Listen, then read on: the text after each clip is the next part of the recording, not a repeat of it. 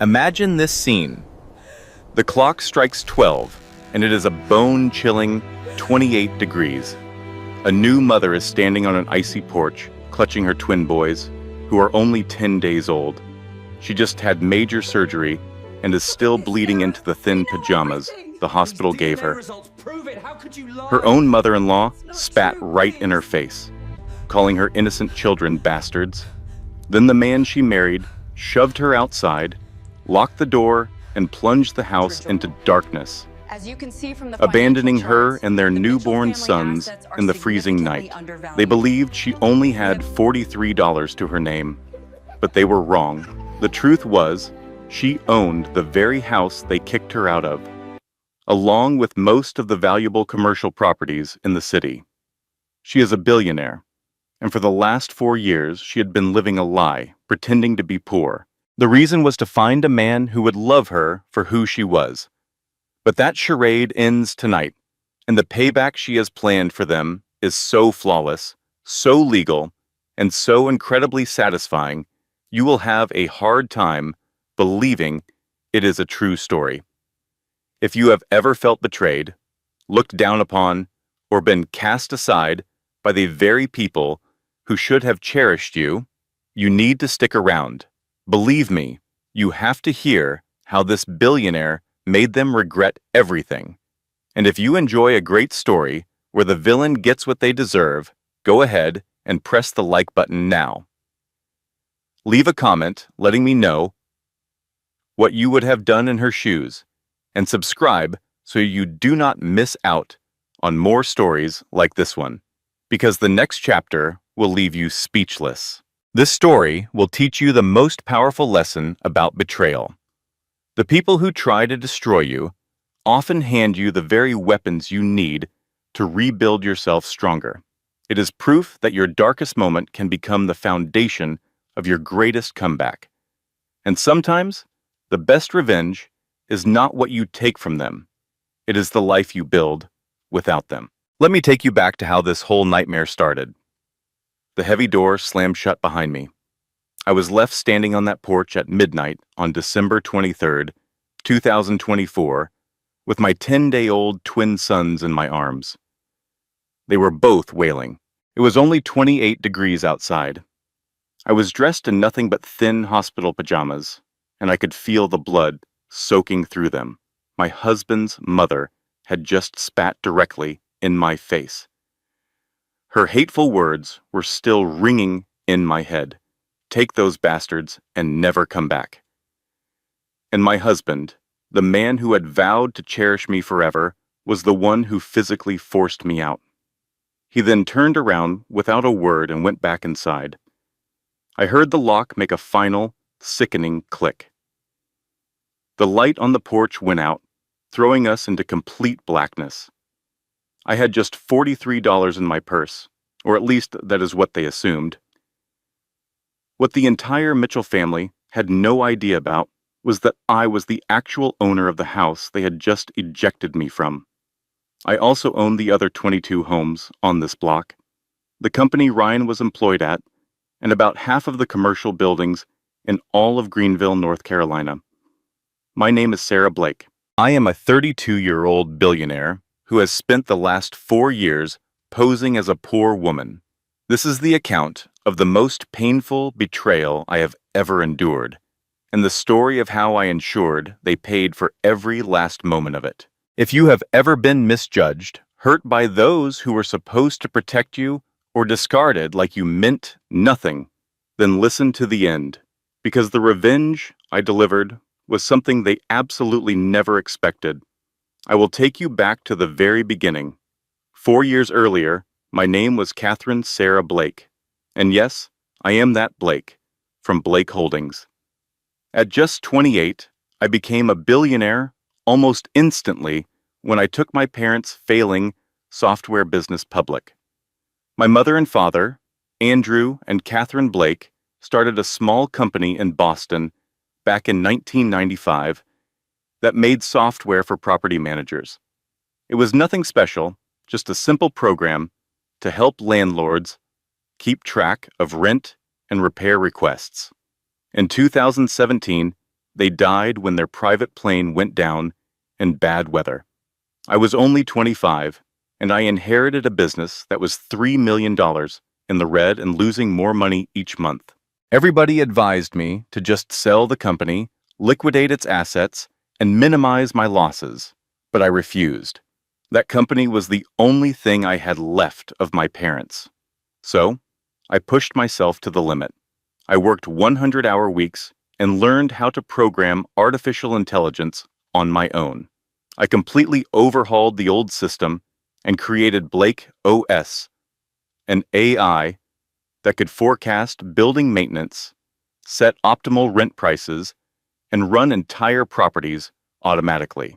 By 2020, we were working with property management firms in 43 states. In March of that year, our company went public. I was a billionaire at age 28. Forbes magazine dubbed me the prop tech princess. Fast Company called me a genius. It seemed like I had it all, but in reality, I had nothing. Because just 6 months before the company's initial public offering, I discovered that my fiancé, Marcus, had a sickening plan. He intended to marry me, file for divorce right away, and try to walk away with half of my fortune. He had been secretly scheming with his lawyer for months, had faked documents, and was preparing to argue that he had played a key role in the company's turnaround, and he almost got away with it. We uncovered his scheme just 3 days before our wedding day. The criminal trial that followed was a public spectacle and a total nightmare. The media was relentless. My picture was plastered across every tabloid. Tech heiress targeted by gold digger fiancé. I was on the witness stand for 6 days. In the end, he was sentenced to 5 years for fraud and attempted grand larceny. But a part of me broke during that trial. My ability to trust was shattered. I gave up on trusting anyone. I stopped going on dates. I lost all faith that anyone could ever love me for myself. All they seemed to care about was my money. They only saw me as a walking bank account. So, in 2021, I decided to do something drastic. I relocated to Greenville, North Carolina, a town big enough for anonymity. I crafted an entirely new life for myself. I introduced myself as Sarah Blake, a freelance copywriter. My cover story was that my parents had passed away and left me a small life insurance policy of $100,000, which was just enough to buy a small condo. Only 2 people knew the real story, my attorney, David Harrison, and my assistant, Emma Rodriguez. I tasked them with handling my real life, the corporate board meetings, the vast investments, the entire business empire, while I attempted to experience life as an ordinary person. All I wanted was to see if someone could fall in love with the ordinary Sarah. The Sarah who was a copywriter, the Sarah who drove a beat-up Honda Civic, the Sarah who used coupons at the grocery store and worried about paying her power bill. I desperately wanted to be treated like a person, not a financial statement with a heartbeat. Then, in September of 2021, I crossed paths with Ryan Mitchell. It was at a charity event to raise money for the Greenville Public Library. I attended because I genuinely adore libraries. They were my sanctuary when I was growing up. He was at the event because he spent his weekends volunteering to read to children. I observed him for a while that afternoon before we were formally introduced. He was reading Where the Wild Things Are to a circle of 6-year-olds, complete with different voices for the characters, making them all giggle. He came across as gentle and patient. He never once glanced at his phone. He was completely engaged in the moment. When we finally started talking, he inquired about my job. I told him I wrote copy for a living. He replied, "That is really neat. I work in property management. It is not the most glamorous job, but it covers my expenses." He made no attempt to show off. He did not boast about anything. Instead, he posed questions and actually listened to my answers. We got coffee after the event, which led to dinner the following week, and then a movie. And bit by bit, I cautiously allowed myself to develop feelings for him. Naturally, I had Emma conduct a thorough background investigation. I am not a fool. The report on Ryan Mitchell came back spotless. No criminal history, always paid his taxes. His only debt was from student loans, and he had a solid credit score. He was employed by Hudson Property Management, which, in a strange twist of fate, was a subsidiary of one of my own holding companies. However, it was hidden under so many layers of corporate ownership that not even Ryan's direct supervisor knew who the ultimate owner was. I observed him carefully for half a year before we became a couple. I had to be absolutely certain, and he appeared to be completely authentic. He always insisted on paying for our dates, even when I knew it was a stretch for his budget. He recalled the little details from our conversations. He showed incredible patience with me during my moments of anxiety or when I seemed distant. He never pressured me. Over the next year, I came close to revealing the truth to him on at least a dozen occasions. But each time I was about to speak, the memory of Marcus would flash in my mind. I would see the look in his eyes when he knew I had figured out his betrayal. The absolute coldness, the scheming, the raw greed. So, I kept my secret, and we continued to build what I believed was a genuine life. For Thanksgiving of 2022, Ryan asked me to come and meet his family. That should have been my first warning. I should have recognized the signs. The Mitchell home was a split-level house in a typical middle-class area. It was presentable enough, with a well-kept lawn and an American flag hanging by the door. Barbara Mitchell opened it, wearing a dress far too fancy for a casual family meal and a cloud of perfume so strong it was suffocating. "So, you must be Sarah," she declared, her eyes scanning me from head to toe as if I were a piece of used furniture she was considering. "Ryan has told us just so much about you." The way she drew out the words so much made it obvious he had told them very little. Inside, Tom Mitchell was quietly putting out the silverware, offering me little more than a nod. Ryan's sister, Melissa, was also there with her husband at the time, Derek. She gave me a hug, but it was the kind of stiff embrace where the other person barely makes contact. She leaned in and whispered, "What a cute outfit. Did you get it at Target?" It was clearly not meant as a compliment. The meal was incredibly awkward. Barbara launched right into a barrage of personal questions. "So, where did you grow up? The Boston area? Oh, how sophisticated. And what about your parents? They passed away several years ago." "Oh." She paused for effect. "Did they leave you anything of value?" Ryan quickly cut in. "Mom, that is enough." "What?" she retorted. "It is a perfectly fair question. I am just trying to learn more about her." She then turned her attention to my career. When I mentioned I was a freelance copywriter, she let out a small, condescending laugh. "So you get to work from your house? That must be convenient. Very flexible hours." She paused. "It is not exactly what you would call a real career." "Is it?" "It covers my expenses," I replied. "Well, that is a good thing, because Ryan's income is certainly not enough to provide for a family of 4. She delivered the line with a smile, as if it were a light-hearted joke. It was not. Melissa then chimed in, "Sarah, what a lovely bracelet. Is it genuine silver?" In truth, it was made of platinum and valued at $12,000, a gift I had purchased for myself.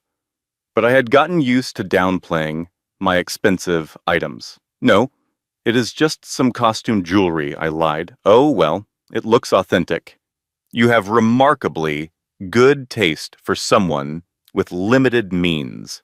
The entire evening unfolded like that, a series of small insults and passive-aggressive remarks. Barbara interrogated me about everything: the neighborhood I lived in, the car I drove, how I occupied my time, and even if I attended church. When I admitted that I was not especially religious, The sound she made was a sharp, audible gasp. Oh, well, Ryan was brought up in the church, you see. Our faith means a great deal to us. Ryan made a weak attempt to defend me. Mom, not everybody is like that. I am just saying it would be beneficial for her soul and for both of their souls if their relationship is going to be serious. During the drive home, I mentioned to Ryan that his family was overwhelming. They are just being protective, he explained. They will eventually warm up to you. Reader, I can assure you they never warmed up to me. We became engaged in June of 2023. Ryan asked me to marry him at the Botanical Gardens. It was simple, sweet, and did not cost a fortune. I adored him for that, for not feeling the need to impress me, for believing that a picnic and his grandmother's ring were the height of romance. And they were. The wedding was intimate, taking place in September of 2023 with only 40 guests. I covered all the expenses myself. I told Ryan I had been saving for years and wanted to treat us. The venue cost $8,000. I had spent more than that on a handbag just the month before, but he was unaware of that fact. Barbara found fault with every single one of my decisions. My dress was supposedly too modern. The flowers were apparently too expensive. The venue was far too casual. Why were we not getting married in a proper church? What would everyone think? At the reception, she delivered a toast that concluded with, "Welcome to our family, Sarah. I truly hope you will be a devoted wife to my son. And always remember, family comes first." The way she emphasized the word family made her meaning perfectly clear. She was referring to her family, not to me. Despite all that, the first year of our marriage was genuinely wonderful. Ryan was everything I had ever wanted in a partner. We shared so much laughter. We took small trips that he believed I was financing with credit cards. I treated him to trips to Maine, Charleston, and Nashville. We started to build a beautiful life together. I almost forgot that I was living a complete fabrication, almost. We were renting a small, charming house with 3 bedrooms, about 1,500 square feet. The detail Ryan did not know was that I actually owned it through a shell company, essentially paying rent to myself. I had purchased the entire neighborhood as an investment back in 2020. Our life together was simple and normal. I kept up with my freelance work, which involved disappearing into my office for hours at a time. Ryan assumed I was writing marketing content, but in reality, I was managing a billion-dollar empire through video conferences with my top executives. I truly believed I could maintain this balance forever. I thought I could exist as 2 separate people, the billionaire chief executive officer and the ordinary wife. Then, I became pregnant, and my entire world shifted. It was March of 2024. I had been feeling completely drained and nauseous. I took a pregnancy test at home, and it was positive. I took 3 more just to be certain, and all of them came back positive. I immediately scheduled an appointment with my doctor. The ultrasound changed the course of my life. "Congratulations," Dr. Patterson announced. "You are expecting twins." My brain felt like it had short-circuited. Twins? I was not even prepared for 1 baby, let alone 2. But then I saw them right there on the screen.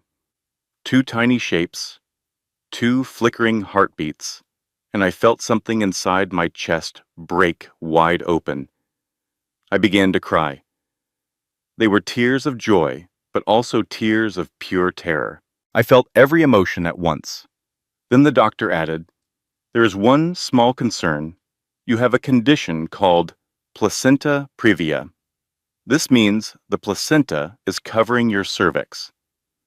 It is possible it will resolve on its own as your pregnancy moves forward, but for now, you are considered high risk. You will need to take things extremely easy. That means no heavy lifting, keeping stress to a minimum, and getting plenty of rest." I shared the news with Ryan that evening. He was absolutely ecstatic. He lifted me off the ground and spun me around, only setting me down gently after I reminded him about the high-risk diagnosis. Twins, he kept repeating in disbelief. We are going to have twins. Then his expression suddenly changed. Wait a second. Can we actually afford this? Daycare for 2 infants is incredibly expensive. We will find a way, I assured him. I desperately wanted to tell him the truth in that moment, to let him know that money would never be a problem for us. But those old fears held me back. What if knowing the truth changed him? What if he started to look at me in a different way? And so, once again, I kept my secret. We broke the news to his family 2 weeks later, during Sunday dinner at the Mitchell house. Barbara had prepared a pot roast. We waited until everyone had finished eating. Mom, Melissa, Sarah, and I have some news. We are pregnant with twins. The silence that followed was so thick you could feel it. Tom managed to smile and said, "Congratulations." Melissa's face turned pale before she managed to force a smile. "Oh, wow. That is just great." Barbara placed her fork down on her plate with deliberate slowness. "Twins?" she echoed. "Yes, we are just so thrilled," Ryan began to say. "How do you intend to afford 2 babies, Ryan? Your current salary can barely handle your mortgage payments." "Mom, I am trying to be realistic here. Daycare alone will cost $2,000 a month for each child. Then there is formula, diapers, and doctor appointments. Have you actually considered any of this?" "We will manage," I attempted to interject. She turned her attention directly to me. "Will you continue to work, or are you just expecting my son to support you while you stay home and play house?" "That is not fair," Ryan said. "What is not fair," Barbara retorted, her voice getting louder, "is trapping my son with 2 babies when you can hardly even support yourself." I felt as though I had been physically slapped across the face. "Excuse me. You heard me correctly. The timing of this is awfully convenient, is it not? You have been married for less than a year, and suddenly you find yourself pregnant with twins. You planned this. You trapped him." Ryan immediately stood up. "Mom, that is enough." "Oh, is it?" It seems I am the only one with the courage to say what everyone else is thinking. She is a gold digger who got pregnant on purpose just to lock you down. I stood up, my body trembling with rage. "I am leaving." Ryan followed me out of the house. In the car, I broke down crying. He tried to comfort me, holding me close. "She did not really mean it. She is just shocked. She will come around." But she did mean it, and she did not come around. This was only the beginning of the nightmare. 2 weeks after that disastrous dinner, Barbara arrived at our house unannounced with suitcases in hand. "I am moving in," she declared. "You are high risk, Sarah. You are going to need help. Family helps family." I glanced at Ryan, expecting him to refuse. He looked clearly uncomfortable, but only said, "Mom, we did not discuss this. I am your mother. I should not have to get permission to help with my own grandchildren." And with that, she settled into our guest room. That was near the end of April in 2024. What came next was 4 months of relentless psychological warfare. She never laid a hand on me. She never raised her voice. She was far more clever than that. She began to dismantle my life, piece by piece, so subtly that Ryan was completely oblivious to what was happening. First, she reorganized everything in the house. "Your kitchen is just so chaotic, dear. Let me help you with it." She discarded half of my groceries. "This food is not healthy for the babies." She then replaced it all with things that I could not stand. She completely took over all the cooking. Every single meal was something she wanted to prepare. Next was my bedroom. "You need to be sleeping downstairs. The stairs are too dangerous for you in your condition." She moved me into the guest room, which was the smallest and dampest room in the entire house. She and Tom then moved into our master bedroom. It is just until the babies arrive. She started going through my personal mail. I am just trying to help you get organized. She would ask intrusive questions about my bank accounts. What if something were to happen to you? Ryan should be listed on all of your accounts in case of an emergency. I refused. That was my first true act of rebellion. No, my accounts are my own private business. Her eyes turned ice cold. What exactly are you trying to hide, Sarah? Nothing at all. I just happen to believe in financial independence. How interesting. Most wives have enough trust in their husbands. She began answering my phone. Sarah is unable to talk at the moment. She needs to get her rest. My clients started being sent to voicemail. Eventually, some of them stopped trying to call me at all. My freelance business was crumbling, but I could not tell anyone that I did not actually depend on it. She scrutinized everything I ate. That has too much sugar, too much salt, too many calories. I was hungry all the time, but became afraid to eat inside my own house. She made constant remarks about my body. You are gaining so much weight. Are you certain you are not eating for 3 people? Your face looks so puffy. You really need to be more careful. It is very difficult to lose weight after a twin pregnancy. I was only 17 weeks pregnant, and I was starting to develop an eating disorder. But the most painful part of it all was the isolation. She actively discouraged my friends from coming to visit. Sarah needs her rest, not a bunch of social calls.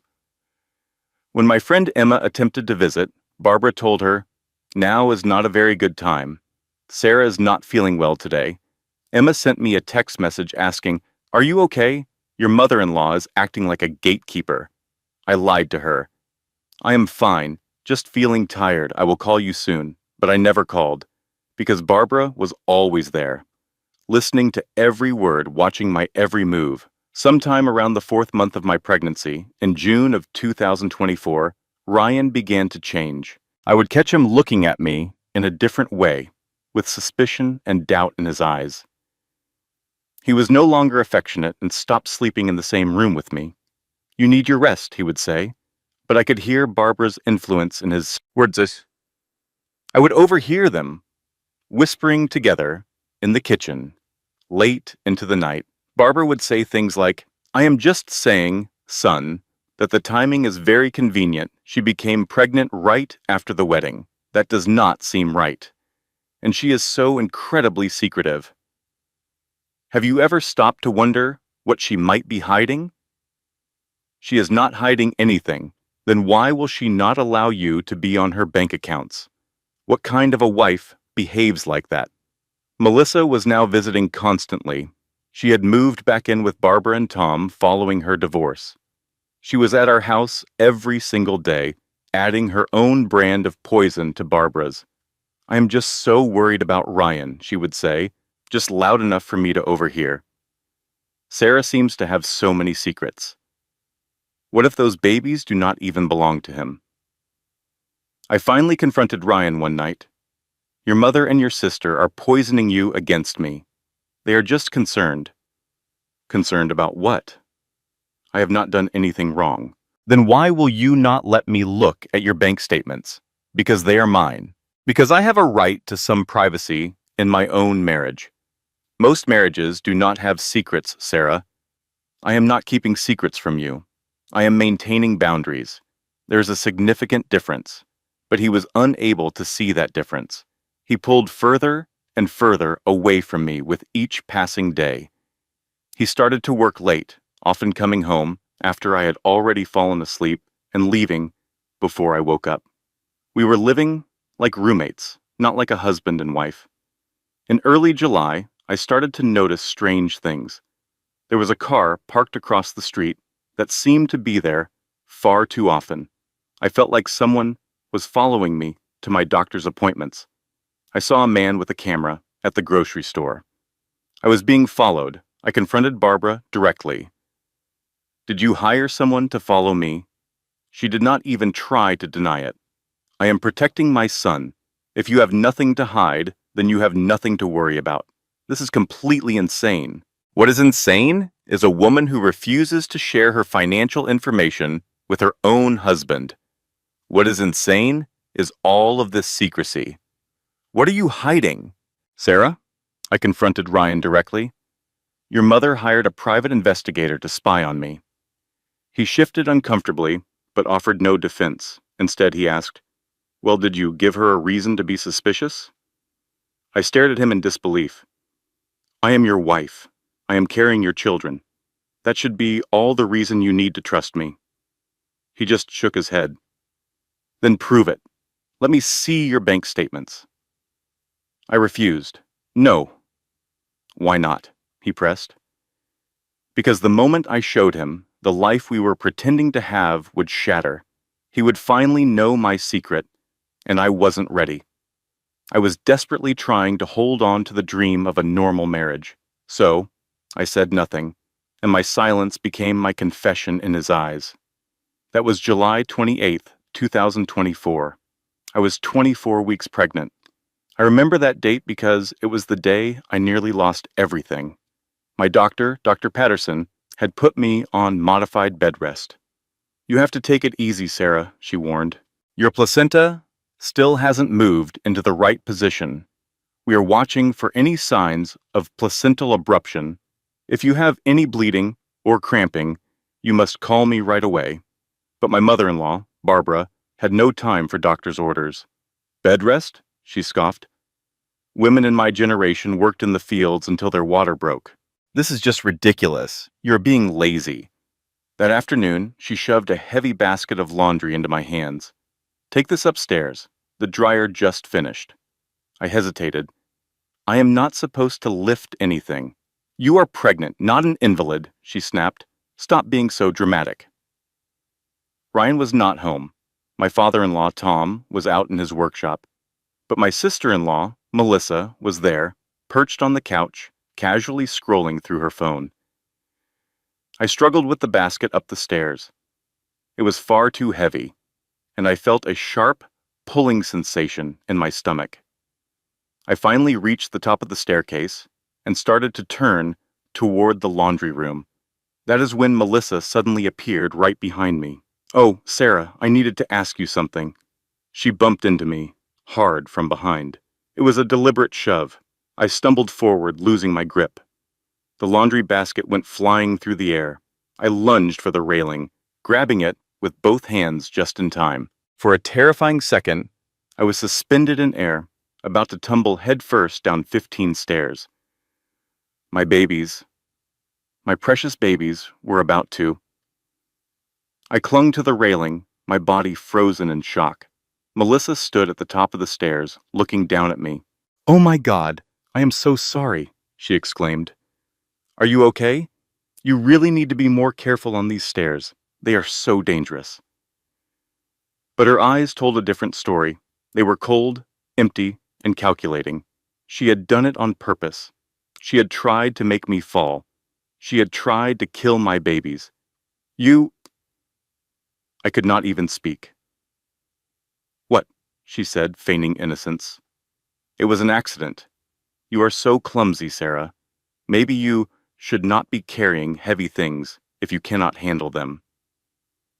That night, the contractions started. They were sharp and painful. Ryan rushed me to the hospital. I was consumed by terror. 24 weeks was too early. Far too early. Please, God, no. Dr. Patterson examined me. "The babies seem okay," she said, to my immense relief. "Their heartbeats are strong, but you have had some cervical changes. You are at risk for preterm labor. I am putting you on strict bed rest now. No stairs, no lifting, and absolutely no stress." When we returned home, I told Ryan what Melissa had done. "She bumped into you," he said, completely dismissing my fear. "Sarah, that does not mean she did it on purpose. She tried to make me fall, Ryan. You are being paranoid." "I am pregnant, and your sister just tried to kill your unborn children." Barbara overheard us and stormed into the room. "Melissa would never do such a thing. How dare you accuse her of something so horrible? You fell because you were not being careful. It is time you took responsibility for your own actions." I looked at Ryan, my heart breaking, waiting for him to defend me, to protect me, to be my husband. He just looked away. That night, I cried alone in the guest room until I could no longer breathe. And then, I stopped crying. I pulled out my secret phone, the one Barbara knew nothing about, and called my friend Emma. "I need you to install cameras," I said, my voice steady. "Hidden ones, in every room except the bathrooms and our bedrooms. I need audio recording, too. Everything. And I need it done tomorrow while they are all at church." "Miss Sarah, what is going on?" she asked, worried. "Just do it," I pleaded. "Please." The next day on Sunday morning, while the Mitchell family was at worship, a team of professionals came into the house. They installed cameras and audio devices in the living room, the kitchen, the dining room, and all the hallways. The devices were expertly disguised as smoke detectors, picture frames, and electrical outlet covers. From that moment on, I documented every single thing that happened in that house. I was building my case. By early August, I was in my 7th month of pregnancy and on strict bed rest, but Barbara still forced me to clean, cook, and serve the family. "That doctor is just being overly cautious," she would say. "You are perfectly fine." One afternoon, Tom found me in the kitchen. I was on my hands and knees, scrubbing the floor where Barbara had intentionally spilled a glass of juice and demanded I clean it up. Tears of pain were streaming down my face. My back was in agony. I was 29 weeks pregnant with twins, scrubbing a floor like a servant. Tom knelt beside me. "Sarah, stop this," he said gently. "This is wrong." I looked up at him, my eyes pleading. "Then help me. Please tell Ryan what is happening here." "I see it," he said, his voice filled with sympathy. "I see what Barbara is doing. This has gone too far." A wave of hope washed over me. "Will you talk to him? Will you tell him the truth?" "I will," he promised. "I am going to make this right." I actually believed him. For the first time in months, I felt like I had an ally, someone in the house who could see the truth and was willing to help me. The next day, Tom pulled Ryan aside for a private conversation. I waited in my room, my heart filled with hope. I thought maybe, just maybe, this nightmare was finally coming to an end. Maybe Tom would be the voice of reason that Ryan needed to hear. An hour later, Ryan burst into my room. He was absolutely furious. "You are trying to turn my father against his own wife," he yelled. "What? No, He told me everything," he continued, his voice shaking with rage. "He told me how you have been complaining about Mom behind her back, how you are trying to split up this family, how you want to push them out of our lives." My stomach dropped like a stone. "That is not what I said. My father does not lie, Sarah," he spat. "But you do. You have been lying this entire time." Tom had betrayed me. He had gone straight to Barbara and told her everything I had said, and Barbara, in her manipulative way, had twisted my words and turned me into the villain. Later that day, I saw Tom in the hallway. He could not even bring himself to look at me. "Why?" I whispered, my voice barely audible. He stared down at his shoes. "I am sorry," he mumbled. "Barbara said if I took your side, she would divorce me. She would take the house, all the money, everything. She swore she would make sure I never saw my grandchildren. I could not do it. I am so sorry." He walked away, leaving me standing there, and I realized then that I was completely and utterly alone. No one was coming to save me. Not Ryan, not Tom, not anyone.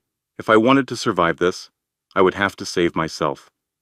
The private investigator Barbara had hired, a man named Derek Thompson, followed me everywhere I went. He was there at my doctor's appointments, at the grocery store, and even during the short walks around the block I was allowed to take. He could not find anything because there was nothing to find. I was playing the part of the perfect pregnant housewife, or at least the perfect prisoner. I overheard Barbara on the phone one day, sounding frustrated. "There is nothing, absolutely nothing," she complained. "Keep looking. There has to be something. Nobody is this clean." But I was. At least, the version of me they knew, Sarah the copywriter, was. That version of me was boring, broke, and completely faithful. In late August, when I was 32 weeks pregnant, I overheard a conversation that made my blood run cold. Barbara, Melissa, and Tom were in the living room. I was supposed to be napping, but I had a small, hidden recorder in my pocket, another one of my little secrets. I heard Melissa say, "The investigator found nothing.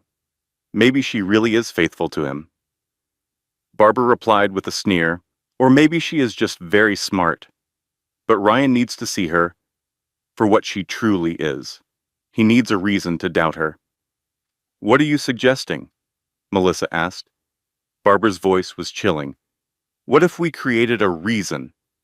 Tom started to protest. "Barbara, you cannot seriously be suggesting—" Barbara cut him off sharply. "I am suggesting that we protect our son by any means necessary." I felt sick to my stomach. They were planning something terrible. I did not know what it was yet. I should have left then. I should have grabbed my emergency bag, called Emma, and just disappeared. But I was 32 weeks pregnant with twins, and I was terrified. I was terrified of going into labor all alone. I was terrified of the legal battles over custody that would surely happen if I left before the babies were born. And I was afraid that running away would make me look guilty of something I had not even done. So, I stayed. And that was the biggest mistake of my life. Melissa knew a guy, a tech expert named Connor Briggs, who had been fired from a company called Blake Holdings 2 years earlier for stealing company secrets. He was bitter, broke, and willing to do just about anything for money. What I did not find out until much later was that Melissa paid him $15,000 to create fake evidence, showing that I was having an affair. This was not just a simple case of Photoshop. Connor was an expert. He created sophisticated, deepfake images using real photos of me he found on my social media accounts. He swapped my face into intimate scenarios with a male model. The metadata on the photos looked completely legitimate because he knew exactly how to fake it. He had worked in the tech industry for years before his life fell apart. But the images alone were not enough for them. They needed more. So, they also created fake profiles on dating apps using my real photos. They bought a burner phone and fabricated entire text conversations. They created fake GPS data that showed me checking into hotels. Connor even temporarily hacked into my phone to pull my real location data, which he then altered. They had receipts from restaurants and hotels with my signature on them. Melissa had spent weeks practicing how to forge my signature. And to top it all off, they had a witness. Melissa's friend, Ashley, agreed to lie and say that she had seen me out with another man. It was an elaborate, expensive, and calculated plot. They were building a case to completely destroy me. On September 15th, I was 35 weeks pregnant. I was enormous, completely exhausted, and in constant pain. It felt like the babies were sitting on every single one of my internal organs. I could not sleep. I could not walk more than 20 feet without needing to sit down. Barbara came into my room that evening. She was holding her phone, and her face was glowing with triumph. "We need to have a family meeting," she announced. "Right now." "I am tired," I said weakly. "Now, Sarah?" Ryan was called home from work. Tom was summoned from his workshop. Melissa appeared from her room. They all gathered in the living room, and I was forced to sit in a chair in the middle of the room, like a defendant at a trial. Barbara held up her phone. "The private investigator sent his final report today," she said, her voice dripping with satisfaction. My heart started pounding in my chest. He found something very interesting. She scrolled through a series of photos. They were photos of me, except they were not me, but it looked just like me, in a hotel room with a man I had never seen before. Kissing him, in bed with him. "What is that?" I whispered, horrified. "That," Barbara said, her voice full of venom, "is proof that you have been cheating on my son." "Those are not real," I pleaded. "Those are fake. See, they—" Melissa then stepped forward. "And there is more," she said. She showed her phone. It showed screenshots of dating app profiles from OkCupid, Tinder, and Bumble, all featuring my photos and my name. There were even explicit messages sent to different men. I had never seen these before. I do not even have those apps on my phone. Ryan was looking at a piece of paper. "Your phone's location data shows you were at the downtown Marriott 7 times in the past 4 months. You told me you were at doctor appointments." "I was at doctor appointments," I insisted. "These are fakes. Someone completely made them up." "There's a witness," Barbara said softly. "Ashley Clark. She works at the hotel. She saw you there with a man multiple times.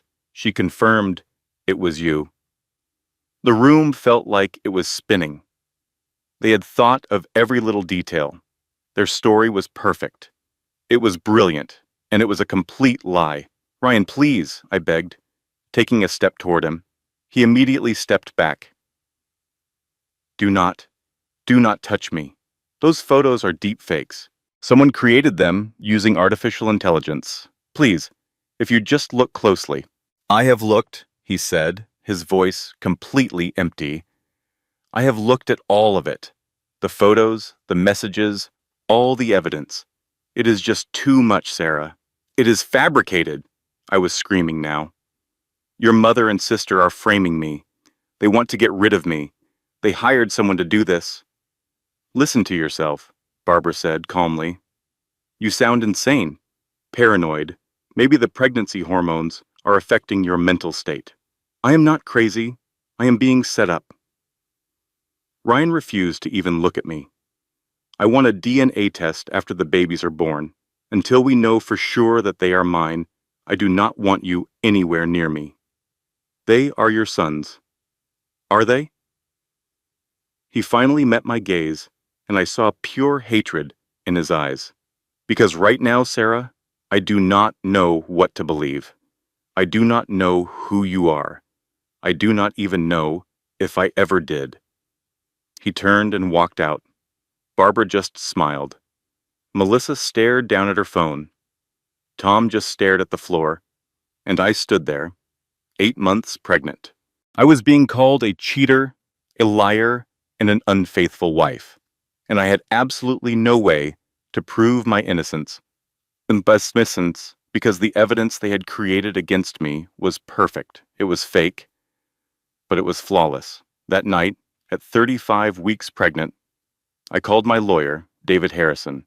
"I need to leave now. I need a safe house, a security team, and you need to draft divorce papers. I will have everything ready in 48 hours, he promised. "Make it 24. I packed a small bag and hid it in the trunk of my car, underneath the spare tire. I had a plan. The next morning, everyone would be at church, just like they were every single Sunday. I would wait for them to leave, drive to Charlotte, meet David and Emma at a hotel, and have the babies there in safety. I just had to get through one more day."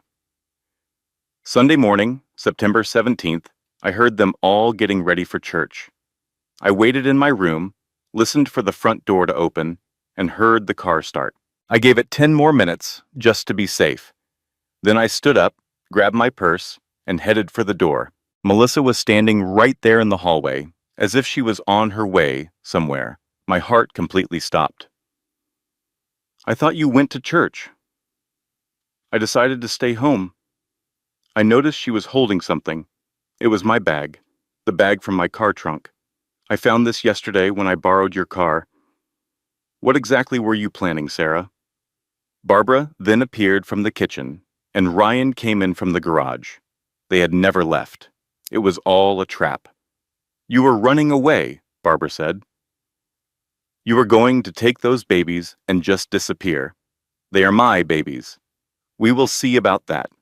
Ryan, call our lawyer." Within minutes, Ryan was on the phone. Barbara took my car keys, my phone, and my purse from me. "You are not going anywhere," she said. "Not until those babies are born and we have them tested. And if they are not Ryan's, you will leave here with nothing. No babies, no dignity, absolutely nothing." They forced me down into the basement, the cold, damp, and moldy, unfinished basement, and they put a lock on the outside of the door. "It is for your own good," Barbara told me. "You are clearly unstable, planning to run away with babies that might not even be part of this family. We are just protecting you from yourself." The door slammed shut, and I heard the lock click into place. I was trapped. I was 35 weeks pregnant and locked in a basement. I had no phone, no way to escape, and no hope. I sat down on the cold, concrete floor and realized what was going to happen. They were going to keep me down here until I gave birth. Then they were going to take my babies away and throw me out on the street. And there was not a single thing I could do to stop it. This was my moment of pure despair. I was powerless, completely and utterly powerless. On September 24th, at 3 in the morning, now 37 weeks pregnant, I woke up in the basement feeling a searing pain. It was contractions, real ones, coming every 3 minutes. I had been having Braxton Hicks for weeks, but this was entirely different. This was the real thing. I was locked in a basement, about to give birth all by myself. I screamed for help. I pounded on the door with all my strength. "Help! Somebody please help me! The babies are coming!" There was nothing. No response. The house above me was completely silent. I screamed even louder and pounded harder on the door. "Please, I am in labor. Please!" Finally, I heard footsteps. The lock turned, and the door opened. Barbara stood there in her bathrobe, looking completely annoyed. "Stop being so dramatic. You are not due for another 3 more weeks. I am having contractions 3 minutes apart. The babies are coming now. It is just false labor. You are fine. Go back to sleep." "I am not fine." Another contraction ripped through me. I doubled over and screamed in agony. Barbara just watched me for a second, then she closed the door. I heard the lock click again. She had left me there. I have no idea how long I screamed. Time just became meaningless. All I knew was the pain, the terror, and the absolute certainty that I was going to give birth alone in a cold basement. My babies might die. I might die, and nobody even cared. Sometime around 4 o'clock, I remembered something. I had found an old iPad in the basement a while back. It did not have a SIM card, but it could connect to the Wi-Fi. I crawled over to it, my hands shaking uncontrollably, with contractions now coming every 2 minutes. I managed to open the browser, typed in 911.gov, and found the text to 911 feature. I typed, "I am in labor, 37 weeks pregnant with twins, high-risk pregnancy. I am locked in a basement. They will not let me out. Please send help." I added the address, 847 Maple Drive, Greenville. Please hurry. I hit the send button. I prayed that someone would see it. I prayed that help was on its way. 15 minutes later, though it felt like a lifetime, I heard sirens, then pounding on the front door. I could hear police and emergency medical technicians yelling, "Open up," from upstairs. I heard Barbara's voice saying, "There must be some kind of mistake." An emergency technician replied, "We got a 911 text from this address. Someone is in labor. Where is she?" There was more shouting, then I heard footsteps running down the basement stairs. The door burst open. 2 paramedics stood there, just staring at me. I was 37 weeks pregnant, lying on a concrete floor in a basement, in active labor, and crying my eyes out. "Oh my God," one of them said. "How long have you been down here?" "A week," I gasped. As another contraction hit, I let out a scream. "Ma'am, we need to get you to the hospital right now." They carefully loaded me onto a stretcher. As they carried me upstairs, I saw the Mitchell family standing in the living room. Barbara, Jabeen, Melissa, and Ryan, all of them in their pajamas, looking completely shocked. Barbara tried to explain to the police officer, "She has been having some emotional problems. We were just trying to keep her safe." The officer looked at her with disgust. "You locked her in the basement while she was in labor?" One of the emergency technicians turned to the family and said, "When we are done at the hospital, we are filing a report with Child Protective Services. This is endangerment." Ryan's face turned completely white. "I gave birth at Greenville Memorial Hospital. The labor lasted 22 hours. Ryan finally showed up at hour 16. He was drunk. I could smell the whiskey on him from across the room. "Are you seriously drunk right now?" the nurse asked him. "I needed something to calm my nerves," he mumbled. He looked at me with those same cold eyes.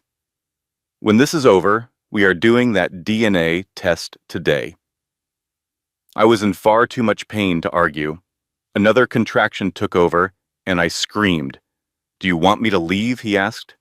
"Yes," I managed to get out. "Get out." He left, and he did not come back. At 2:37 in the morning on September 25th, my son Logan entered the world. He was 6 pounds, 2 ounces, perfect.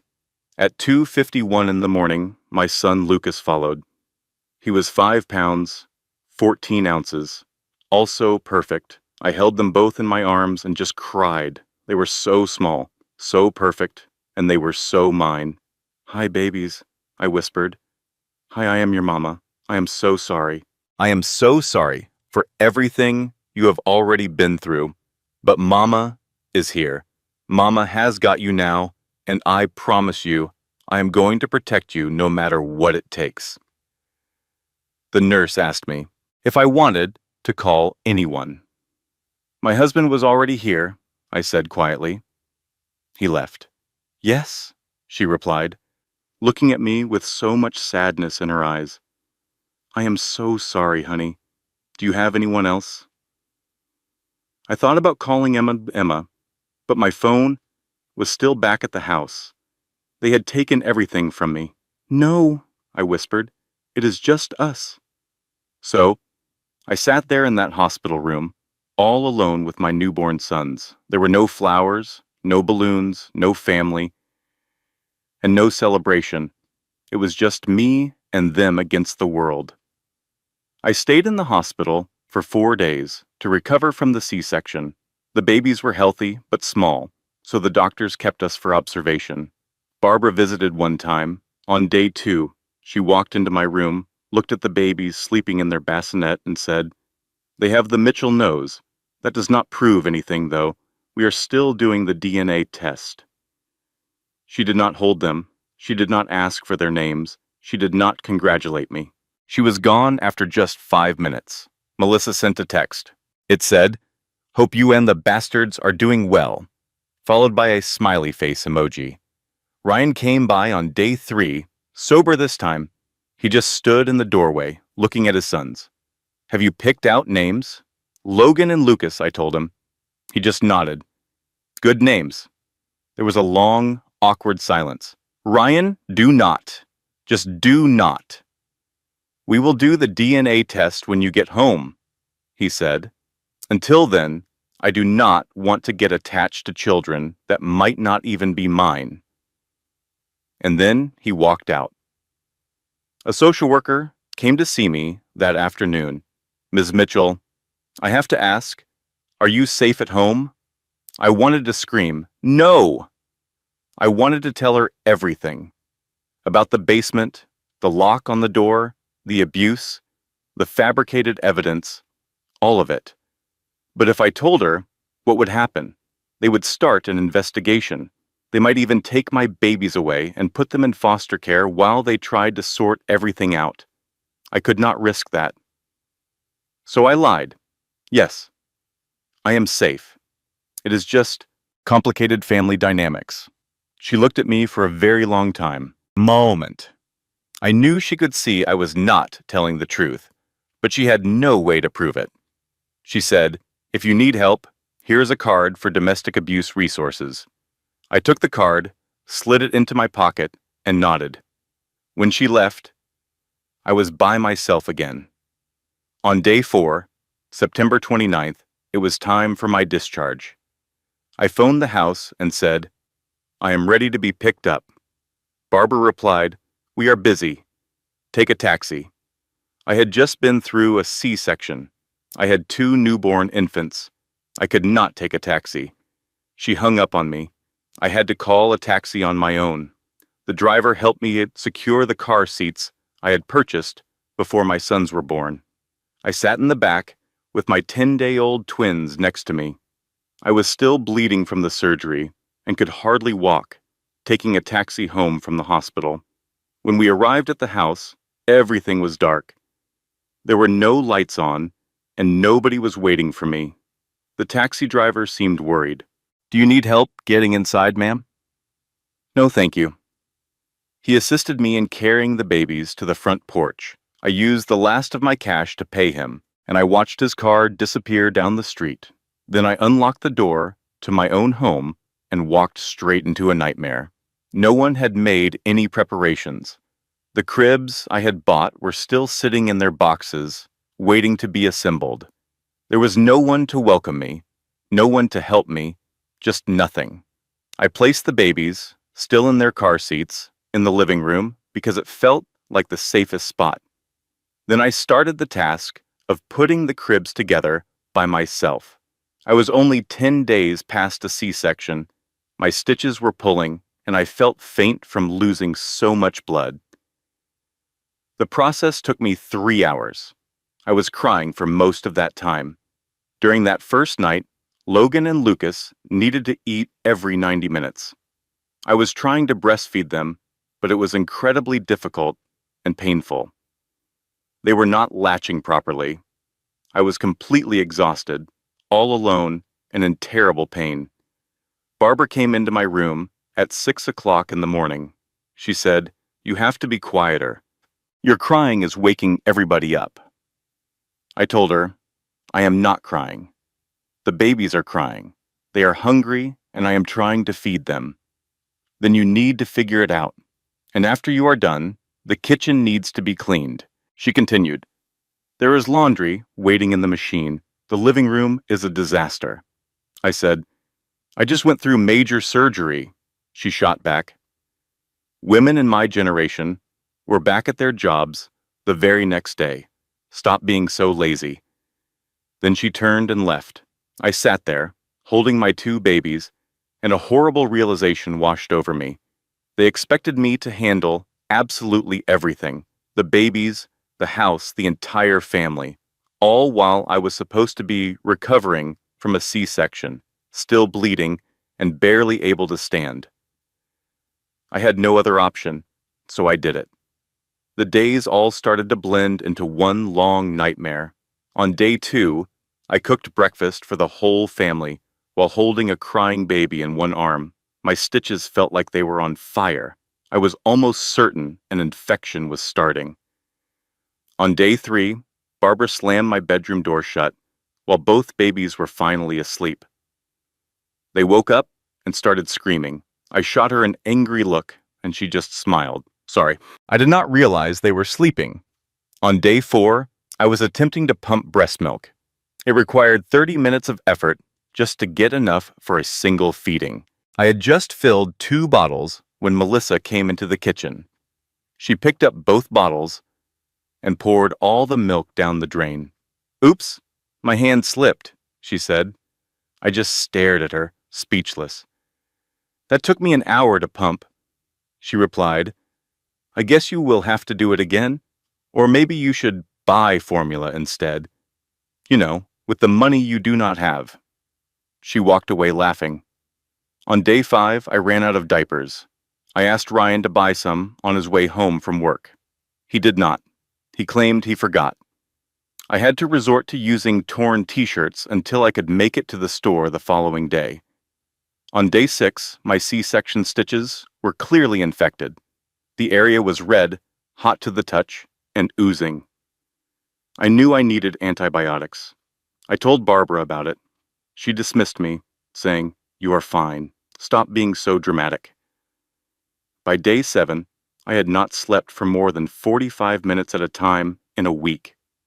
I began to hallucinate, seeing shadows move in the corners of my eyes. I dropped a bottle, and it shattered on the floor. I stood there, staring at the broken pieces, unable to remember what I was supposed to do next. Ryan walked in at that moment. "Clean that up. You are making a mess." I looked at him, at this man who looked like my husband but felt like a complete stranger, and I felt nothing at all. On day 8, October 7th, at 3 in the morning, I was back in the basement. They had moved me down there, claiming the babies were too noisy upstairs. I was trying to feed Lucas, while Logan screamed in his bassinet. My C-section infection was out of control now. My fever was 103 degrees. I was shivering, dizzy, and barely conscious. Both of my babies were crying. I could not recall the last time I had eaten, had a drink of water, or slept. My eyes drifted to the water heater in the corner of the basement. Natural gas. I could see the valve. It would only take 10 seconds, just 10 seconds. The thought crossed my mind. It would be so easy. Just turn the valve, lie down with my babies, and fall asleep. I could end this terrible nightmare. All of us could be peaceful together, far away from all this horror. Logan was crying. Lucas was crying.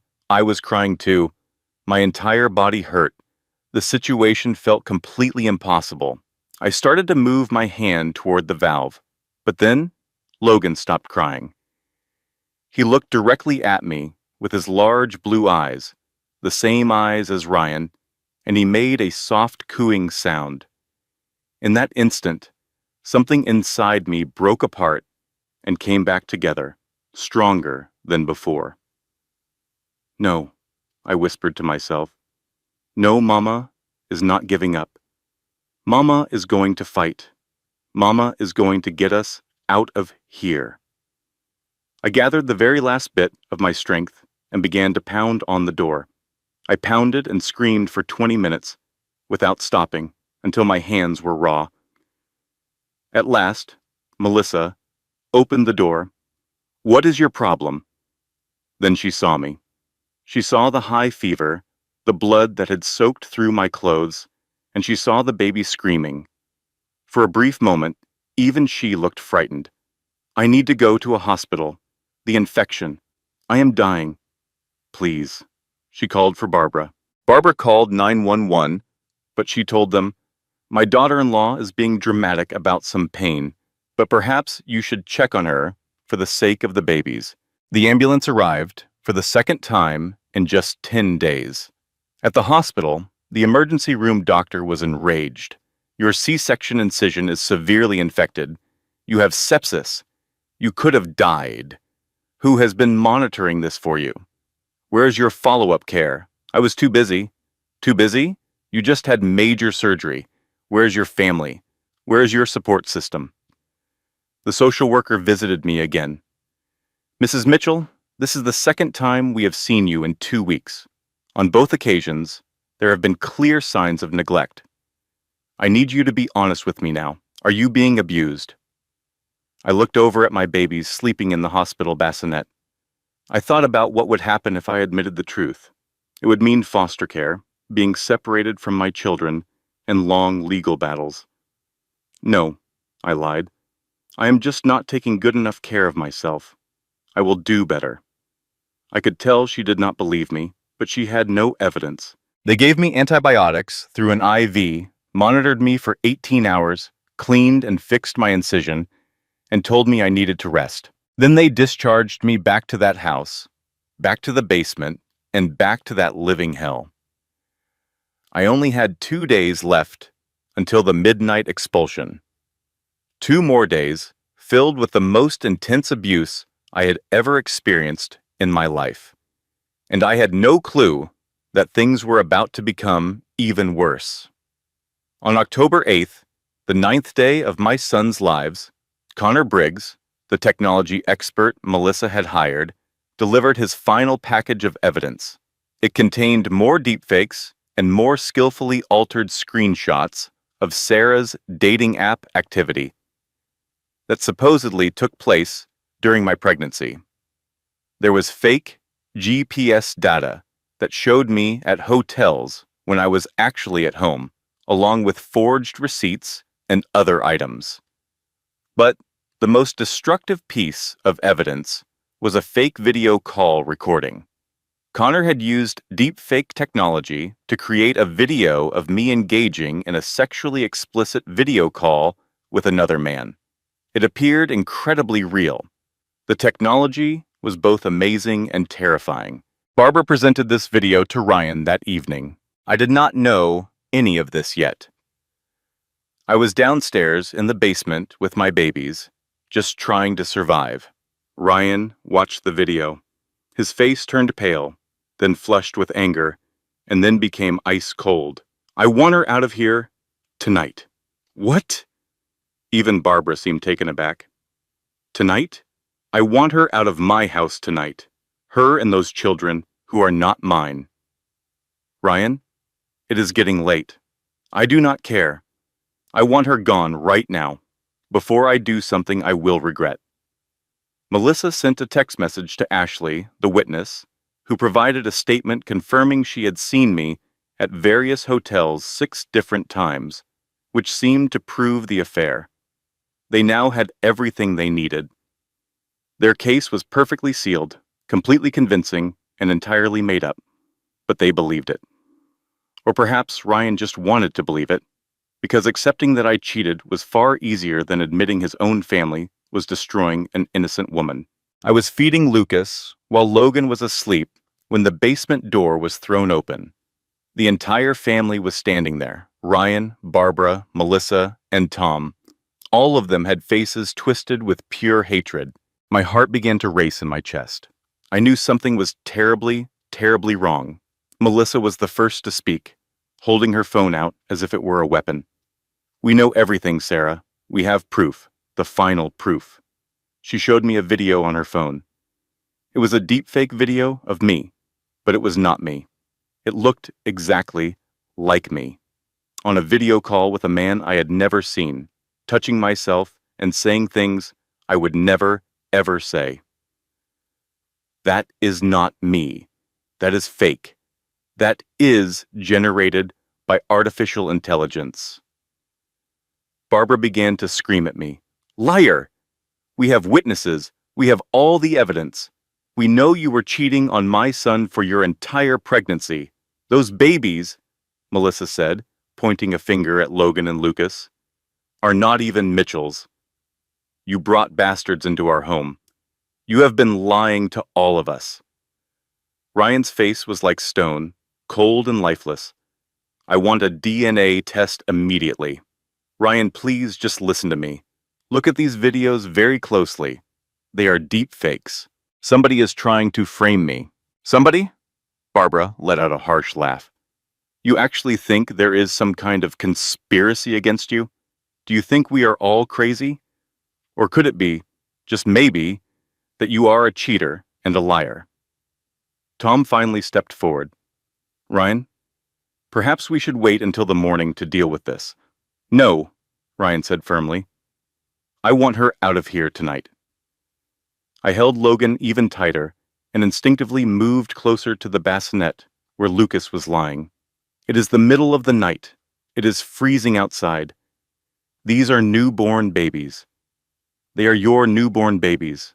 Please, Ryan, whatever you believe I have done, please do not punish them for it. Melissa started to walk toward the bassinet. Maybe we should keep them here. We can get the DNA test done.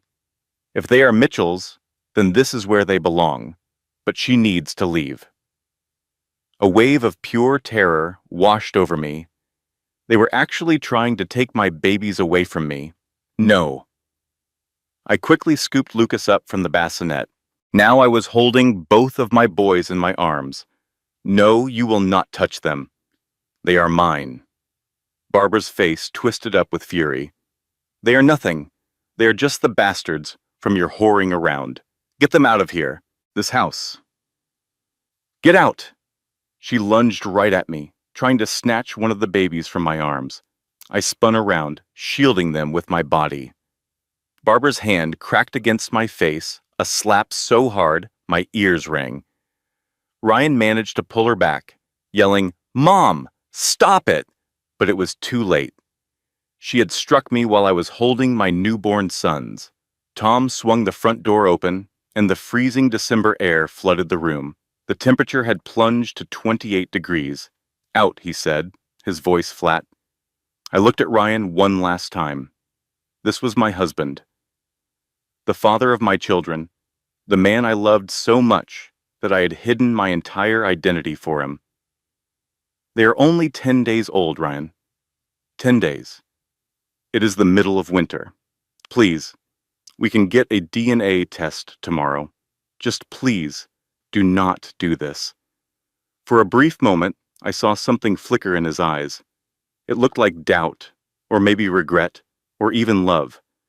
But then Barbara leaned in and whispered something to him, and his expression turned to stone. He walked over to me, put both hands on my shoulders, and shoved. I staggered backward toward the gaping doorway. I struggled to keep my balance, clutching my babies even tighter. They were wailing now, sensing the terror of the situation. "Ryan," I pleaded one last time. He shoved again with more force. Now I was out on the porch, the wind slicing through my thin clothes. As my babies screamed in the biting cold, Barbara filled the doorway. She stared directly into my eyes and spit. The glob of saliva hit my cheek, sickeningly warm. "You are nothing," she hissed at me. "You are trash, and trash belongs out on the street." The door slammed shut in my face. I heard the deadbolt turn, then another lock, and another. A moment later, the porch light clicked off. I stood alone in the freezing darkness, bleeding and exhausted, holding my 10-day-old sons. For a full 30 seconds, I was paralyzed. I could not think. I could not process the horror of what had just happened. My baby's skin was turning a blotchy red from the cold. They were crying hysterically. My feet were completely numb.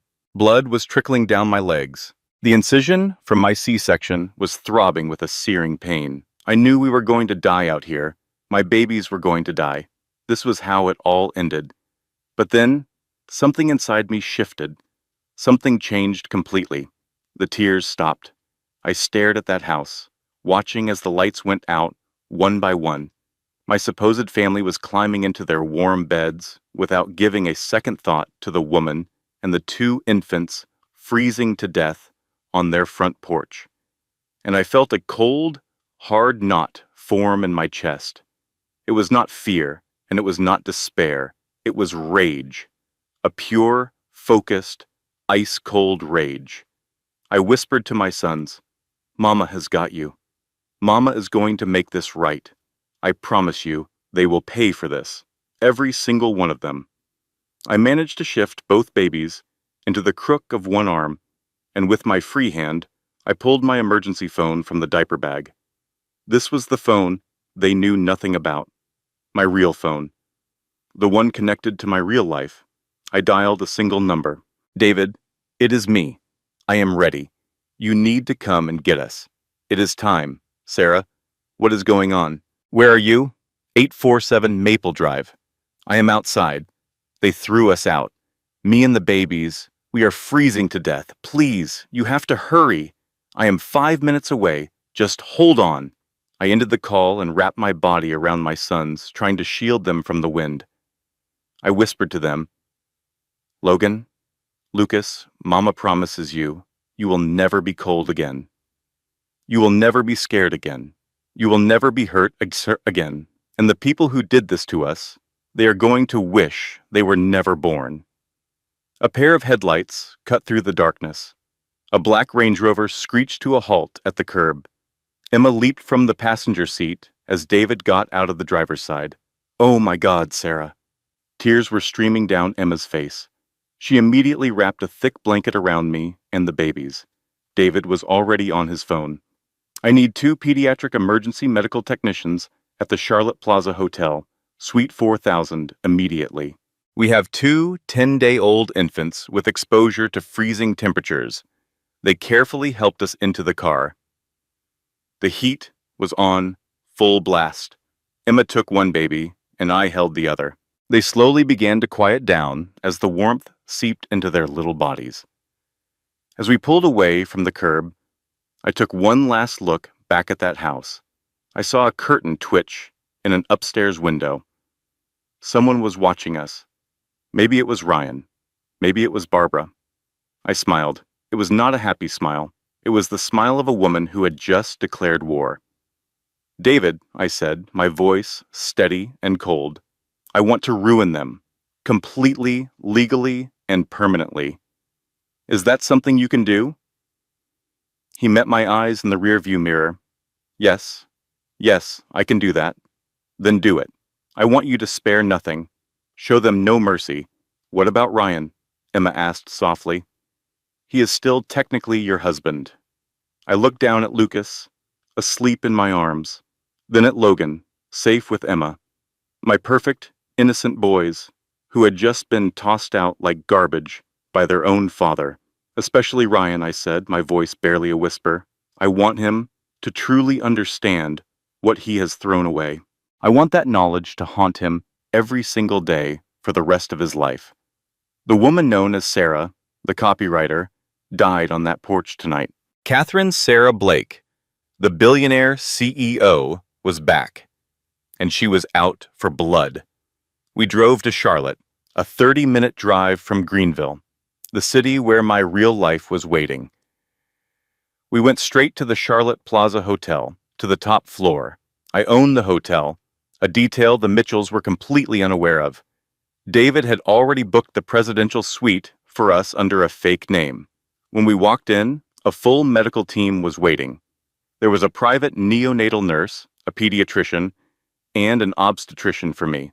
The pediatrician checked Logan and Lucas thoroughly. "They are okay," he announced. "They have cold stress, but no hypothermia. They are going to be just fine." The obstetrician examined me next, her face grim as she looked at my infected C-section incision. "This is getting worse. You need intravenous antibiotics right away. You are also severely dehydrated, and you have lost a dangerous amount of blood. Mrs. Blake, you should be in a hospital." "I cannot," I told her. "Not yet.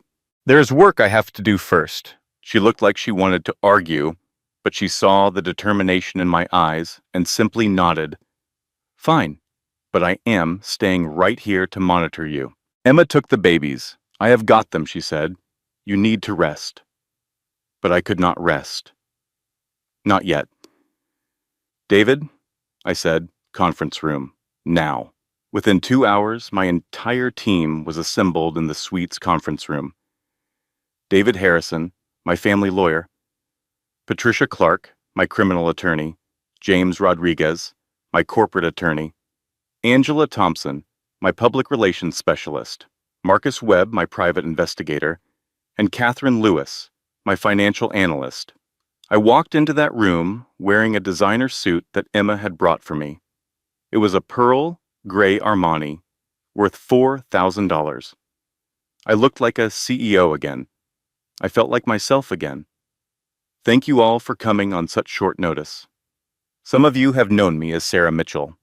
As of tonight, that identity no longer exists. I am Catherine Sarah Blake, the CEO of Blake Holdings, and I need your help to destroy the people who just threw me and my newborn sons out into the freezing cold. I pressed a button on a remote. The screen behind me came to life. It showed photos of the entire Mitchell family. Target 1, Ryan Mitchell. Target 2, Barbara Mitchell. Target 3, Melissa.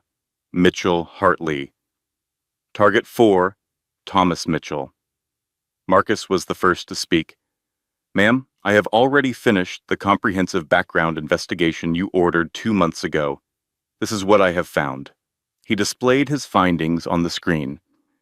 Ryan was employed by Hudson Property Management, a company my corporation owned. He was carrying $28,000 in credit card debt and had a $15,000 online gambling addiction. Barbara was living rent-free in a house that I owned, managed through a charity that I personally funded. She had embezzled $127,000 from her husband's business and was hiding it in a secret bank account in the Cayman Islands. Melissa's boutique was a tenant in a building that I own. She was $80,000 in business debt, and her ex-husband had filed a restraining order against her. Tom's consulting firm was only staying afloat because of contracts with my vendors. He also had gambling debts totaling $45,000. I leaned back, letting it all sink in.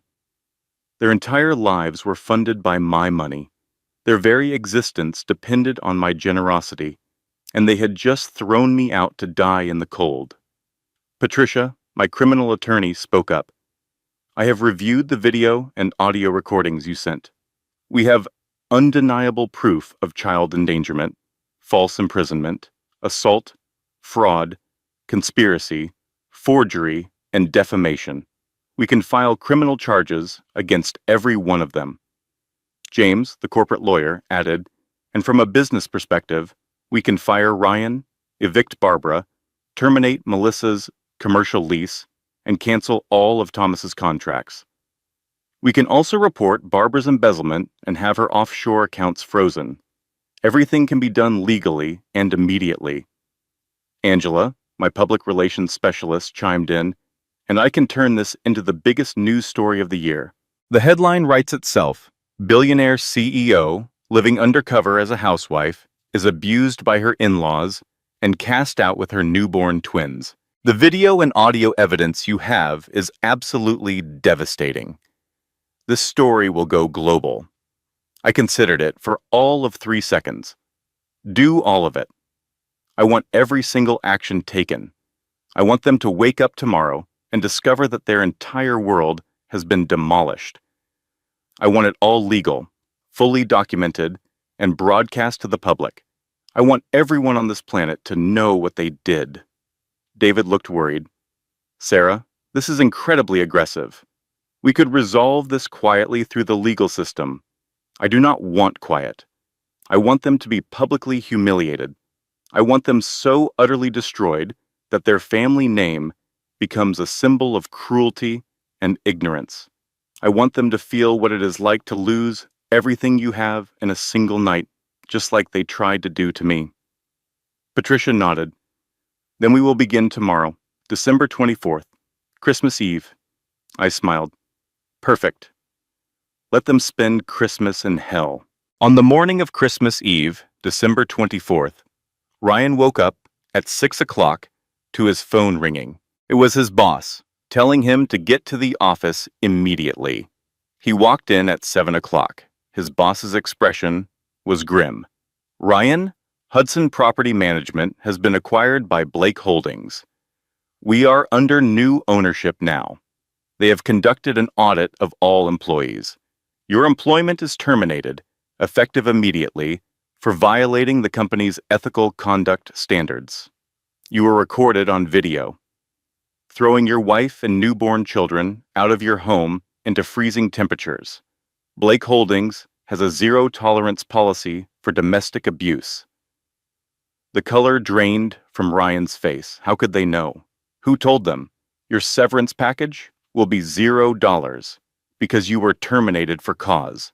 Security will now escort you from the building. Ryan was walked out of his job at 7:30 on Christmas Eve morning. No job, no severance pay, and no future prospects.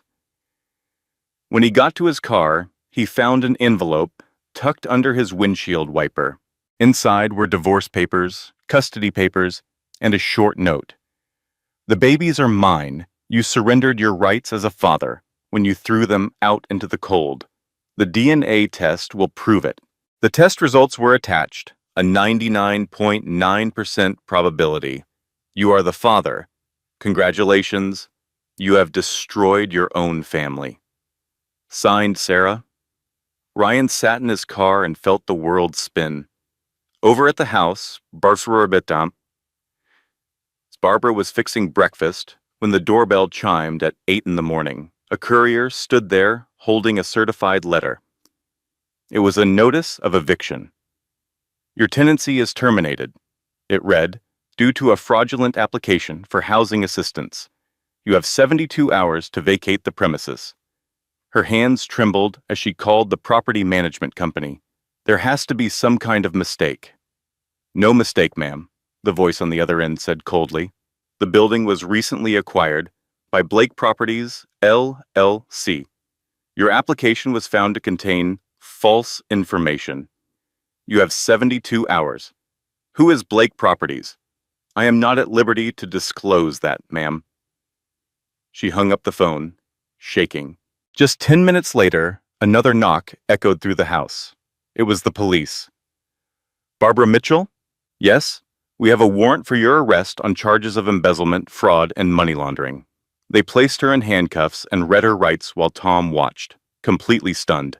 They put his wife into the back of a police car on the morning of Christmas Eve.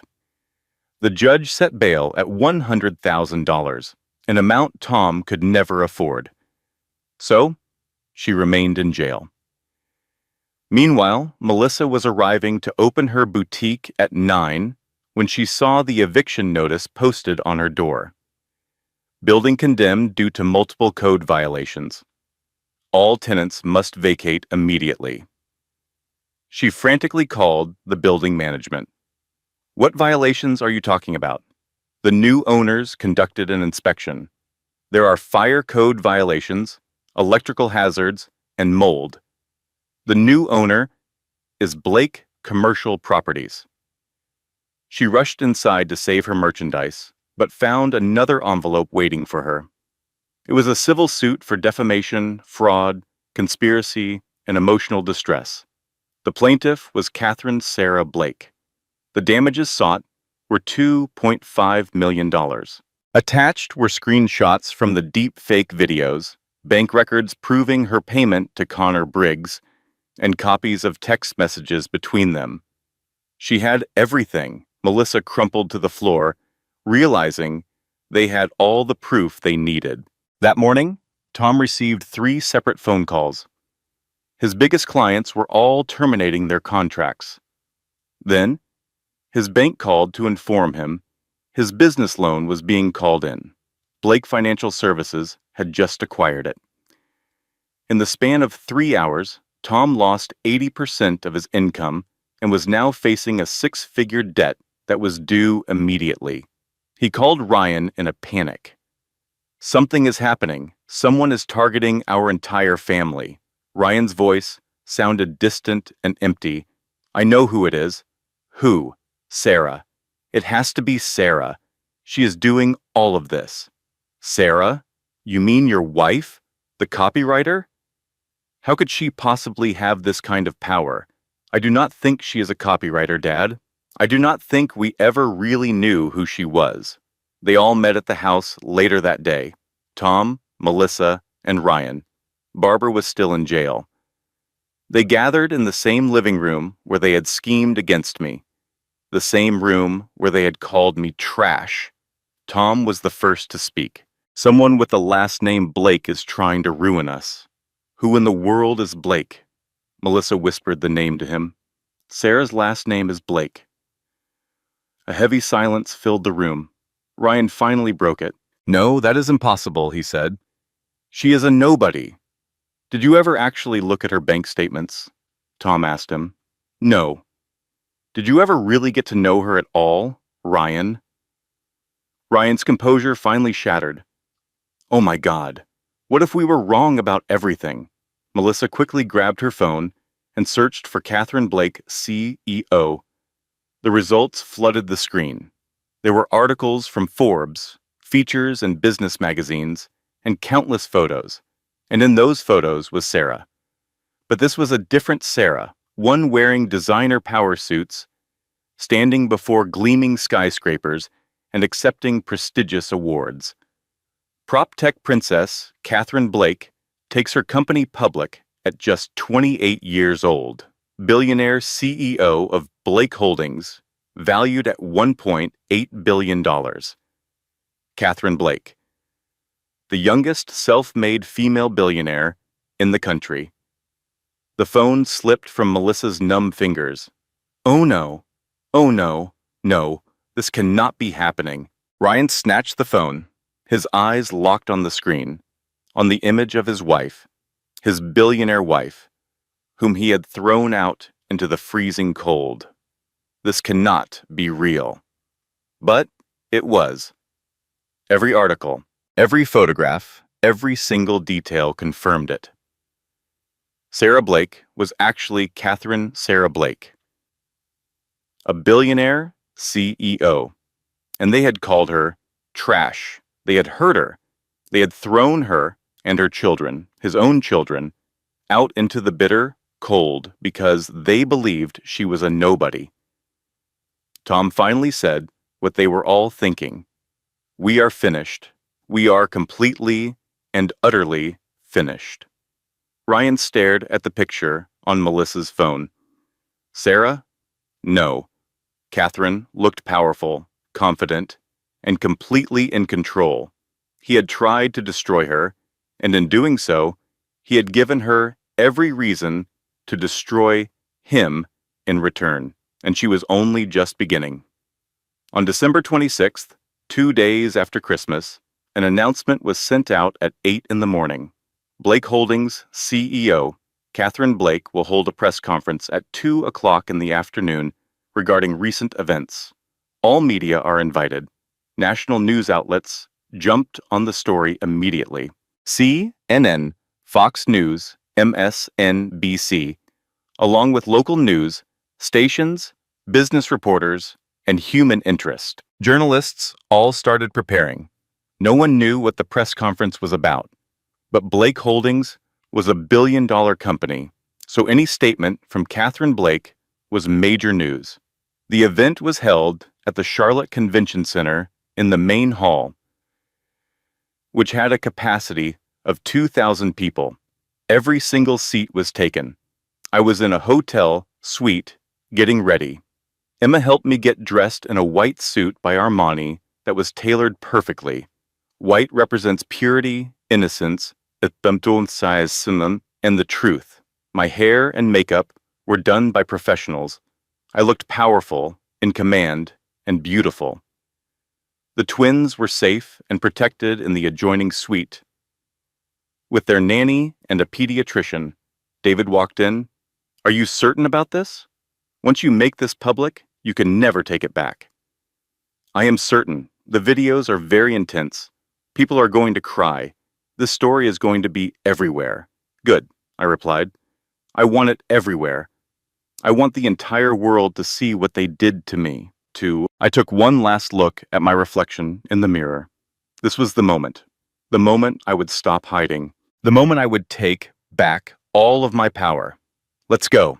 I stepped onto the stage at exactly 2 o'clock. The entire room fell silent. Camera flashes went off like a fireworks display. I gazed out at a vast sea of faces, filled with journalists, cameras, and recording devices. I walked to the podium, adjusted the microphone, and stared directly into the cameras. My name is Catherine Sarah Blake. I am the founder and CEO of Blake Holdings, a property technology company currently valued at $1.8 billion. I am 32 years old. I built this company from the ground up after my parents passed away in a plane crash 7 years ago. I paused, letting that information settle in. I am also the woman you might have seen in videos that are now circulating on the internet. Videos of me being thrown out of my own home at midnight on December 23rd with my 10-day-old twin sons in 28-degree weather, all while I was still recovering from a C-section. Videos of me standing on a porch, bleeding and holding my screaming newborn babies, begging not to be discarded like a piece of trash. The room suddenly erupted with noise. Questions were being shouted from every corner. I raised my hand. Please, allow me to tell my story first. Then you will have a chance to ask questions. The room fell silent once more. 4 years ago, I met a man named Ryan Mitchell. I told them the whole story. I explained my decision to hide my wealth, the constant abuse I endured during my pregnancy, the fake evidence they created, being locked in the basement, the birth of my sons, and being thrown out of the house. As I spoke, the large screens behind me lit up with hidden camera footage and audio recordings. The room watched in stunned silence as Barbara poured my breast milk down the kitchen sink, as Melissa shoved me near the top of the stairs, and as Barbara locked me in the dark basement. They saw the family plotting to create false evidence against me, confronting me with it, and Barbara spitting right in my face. They watched as Ryan pushed me out the door, and as I stood on that cold porch with my babies in the freezing night. By the time it was over, half the people in the room were in tears. The other half looked absolutely furious. When the videos finished, I continued my story. They threw me out because they chose to believe fabricated evidence that I had cheated on my husband. They completely refused to listen to me when I denied it. They decided to believe lies instead of trusting the mother of their grandchildren. I paused to let my words sink in. What the Mitchell family did not know when they threw me out was that they were living in a house that I own. They were working for companies that I own. They were surviving on money that came directly from my own generosity. Their entire life was funded by me. Gasps and murmurs spread through the crowd. Ryan Mitchell was employed by a company that I own, and he had no idea. Barbara and Tom Mitchell were living rent-free in a house that I own through a charity program that I created and funded. Melissa Mitchell's boutique operates out of a building that I own. Their very survival was dependent on my kindness. I let that fact hang in the air. And how did they repay that kindness? By locking me in a basement, by creating false evidence of an affair, and by throwing me and my newborn sons out into the freezing cold on December 23rd, just 10 days after I had given birth, by C-section, while I was bleeding, suffering from an infection, and could barely even walk. My voice became lower and harder. I am not a victim. I am a mother who will do anything to protect her children. I am a CEO who will not stand for abuse. I am a woman who refuses to be silenced or thrown away. I clicked to the next slide, which showed photos of Ryan, Barbara, and Melissa. Today, I am officially announcing divorce proceedings against Ryan Mitchell, and I will be seeking full custody of our sons. I am pursuing criminal charges of child endangerment against Ryan, Barbara, and Melissa Mitchell. There will be criminal charges of fraud and conspiracy against Melissa Mitchell for creating the deepfake evidence. Embezzlement charges will be filed against Barbara Mitchell for stealing $127,000 from her husband, and I will be filing civil suits for defamation and emotional distress against all of them. I am also terminating all business relationships with the Mitchell family. Finally, I am making a $5 million donation to establish the Haven House Foundation, which will be a shelter and support system for abused mothers and their children. The room erupted once again. I held up my hand one last time. I am sharing this story not just for revenge, although justice will be served.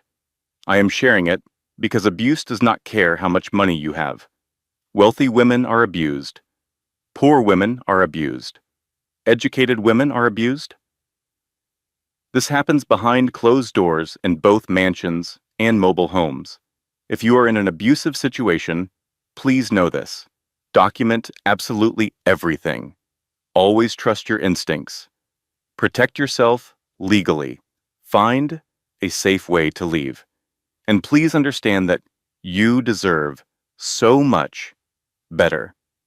You deserve to be safe, respected, and loved. Never settle for anything less. Thank you. I walked off the stage and into chaos. Within 30 minutes, my story was everywhere. My press conference became the #1 trending topic in the world, sparking headlines like Justice for Sarah, the Blake twins, Billionaire abuse, and the Mitchell family. In just the first 24 hours, the videos gathered 200 million views. Every single network was running the story. They ran titles like Billionaire CEO, Hidden as Housewife, Reveals Shocking Abuse, and Family Throws Out CEO and Newborns. Some were just stunned, saying they did not know she was a billionaire. My face was everywhere, next to the words Blake, holding CEO's horrifying tale of domestic abuse. There were think pieces and opinion columns. A full-blown social media explosion occurred. Celebrities started tweeting their support for me. Oprah wrote, "This woman's strength is incredible." Reese Witherspoon added, "Every woman deserves better." Ellen DeGeneres reminded everyone that abuse happens in every community, at every income level. The Mitchells were trapped in their homes. Reporters surrounded their house, and somehow, their phone numbers were leaked. They received thousands of messages and even death threats, which I made sure to publicly condemn. Ryan made the mistake of trying to go to a grocery store, where he was instantly recognized. People started to confront him right there in the aisle. People yelled, "You threw out your own babies," someone pointed, saying, "There is a real man right there who throws his newborn sons out in the cold." Another person shouted, "Your wife was a billionaire, and you still treated her like trash." He fled the store without buying a single thing and went home, but there was no escape. Barbara, who was out on bail, attempted to defend her actions on Facebook. She wrote, "She was deceiving us." The comments completely destroyed her. One person replied, "So you abused a pregnant woman simply because she had money." Another wrote, "She was not deceiving you. She was testing you, and all of you failed." Someone else pointed out, "Those babies were only 10 days old, and you threw them out in 28-degree weather. You are a monster." In a single night, the Mitchells became social outcasts. Meanwhile, Blake Holdings' stock value actually rose by 12% right after the press conference. Investors were captivated by the story of a CEO who had conquered such immense adversity. They saw it as a sign of strong leadership. I was invited for interviews by all the major media outlets. I did a 60-minute special, an interview on Good Morning America, and an appearance on The Ellen Show. Soon after, I was on the cover of Time magazine. The headline read, "The CEO Who Fought Back." I transformed into a symbol that represented more than just wealth or revenge. I became a symbol of survival, of strength, and of the refusal to be silenced. The Mitchells, they also became symbols, but of cruelty, of ignorance, and of the consequences that come when you badly underestimate someone. Their family name was permanently tainted. 3 days after my story broke, on December 29th, the authorities made arrests. Barbara was formally charged with child endangerment, false imprisonment, assault, embezzlement, money laundering, and fraud. Melissa faced charges of child endangerment, conspiracy to commit fraud, and defamation. Ryan was charged with child endangerment and assault. Tom was the only one not criminally charged. He chose to cooperate fully, providing a complete deposition and agreeing to testify against Barbara.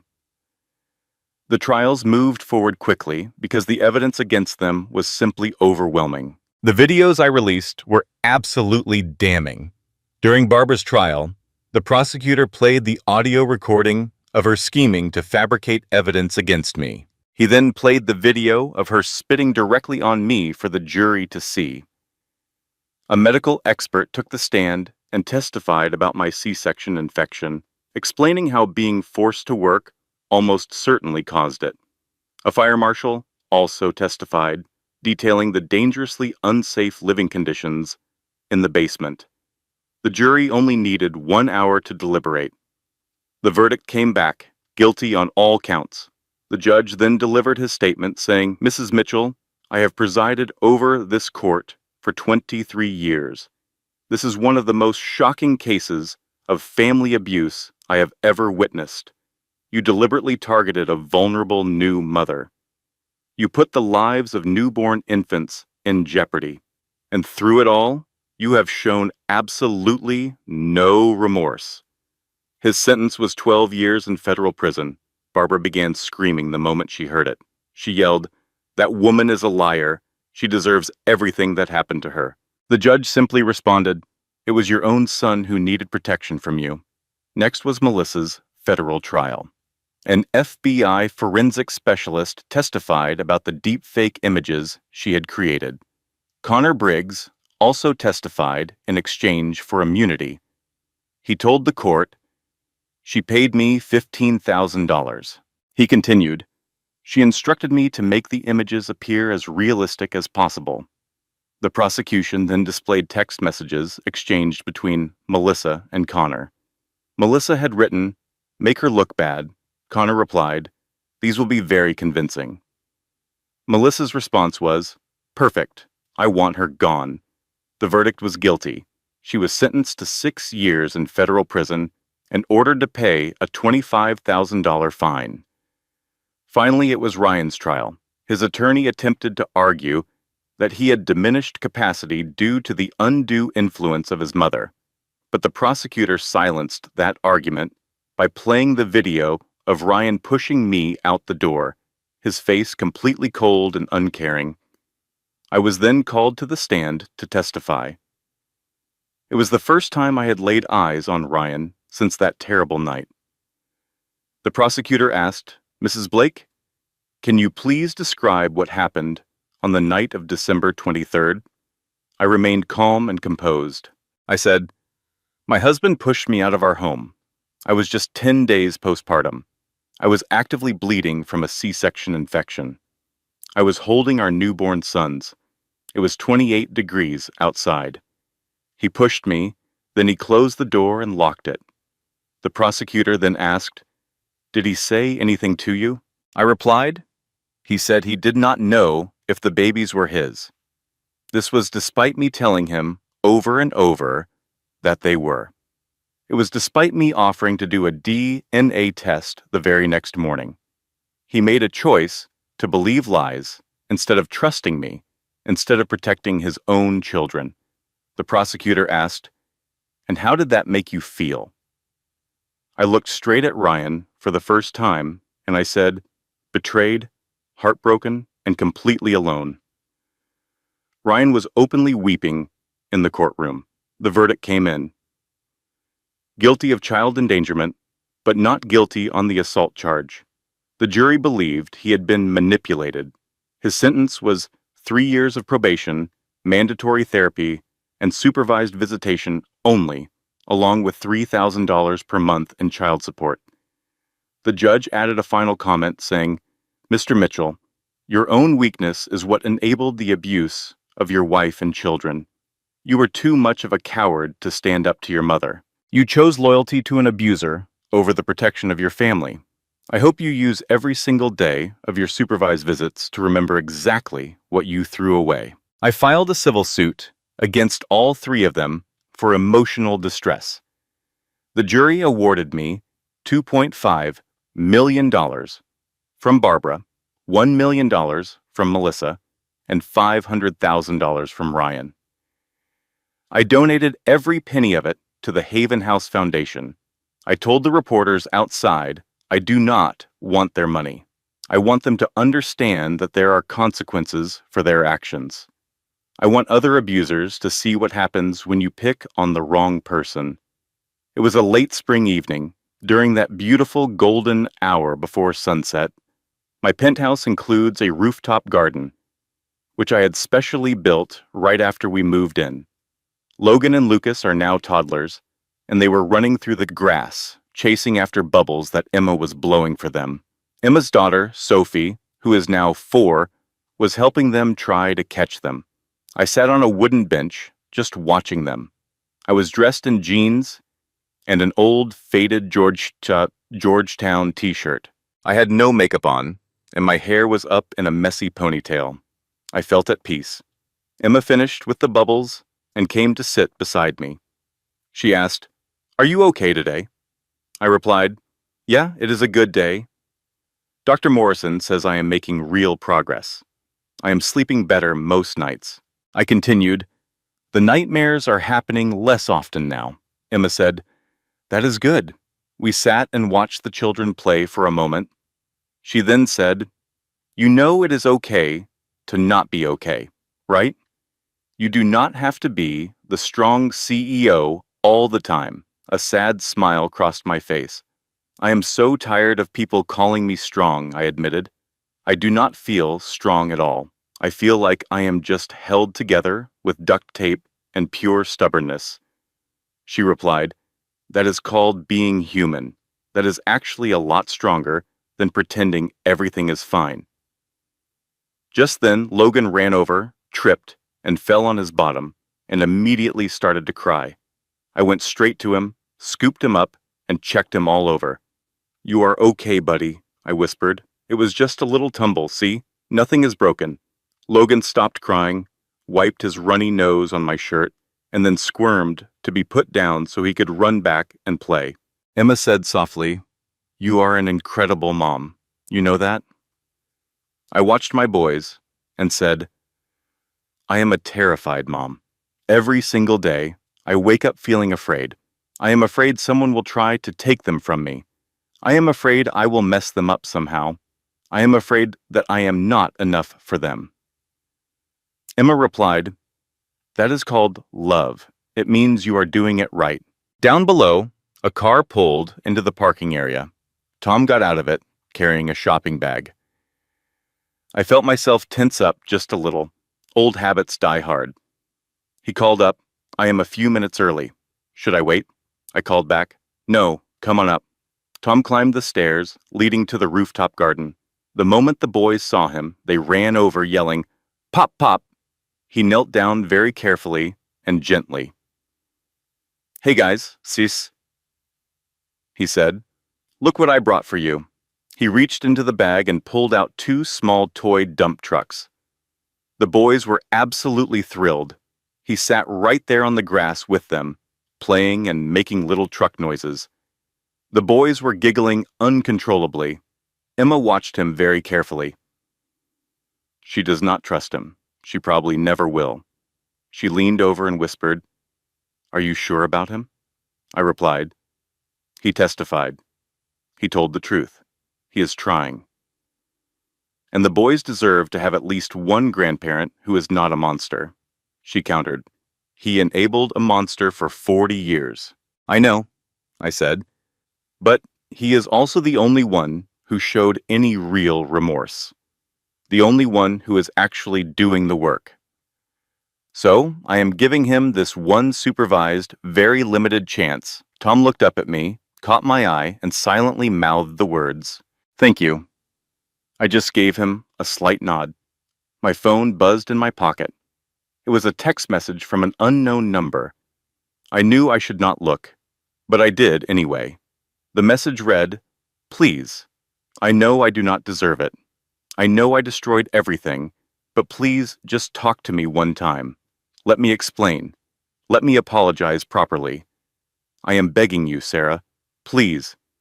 It was from Ryan. I stared at the words on the screen for a long moment.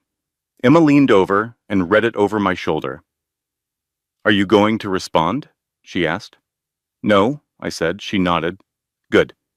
He wants your forgiveness so he can feel better about himself. That is not my job anymore. My job is protecting my sons, and I cannot do that by letting their father back into our lives. Not the man who threw them out into the cold when they were only 10 days old." Emma asked, "What if he has changed? What if he really means it this time?" I replied, Then he can prove it by respecting my boundaries, by paying his child support on time, and by showing up to his supervised visits sober and prepared to be a father. He can prove it by doing the hard work without needing me to be his witness. I deleted the message and did not reply. I do not hate him anymore. I just feel nothing for him. And that feeling is a kind of freedom. We sat there in silence for another moment, just watching the children play. Blake Holdings has since grown to a $2.2 billion valuation. I have been on the cover of Forbes magazine 3 times. The Haven House Foundation now operates in 8 different states. We have helped 2,847 mothers and their children in just 18 months, and we are growing every single day. I personally mentor other survivors of abuse. I give talks and share my story. I have started dating casually, but nothing serious. I am not ready for that, I told Emma. Maybe I will be someday. But right now, my boys and my work are more than enough. Ryan now works at a car wash for $15 an hour.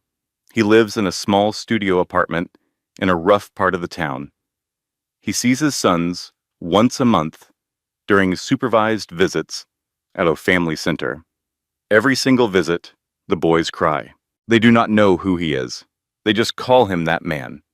And every single visit, Ryan cries, too. He is in therapy, which is court mandated, but he also attends because he wants to. He sent me a 12-page letter filled with apologies and explanations, pleading for me to forgive him. I never wrote back. He keeps one single photograph in a frame. It's me in the hospital, holding our newborn twins from those few hours before our world collapsed, before he shattered our family. He stares at it every single night, a constant reminder of everything he threw away. He will never work in property management again. His name is toxic. Every background check reveals his criminal record, the news stories, the viral videos.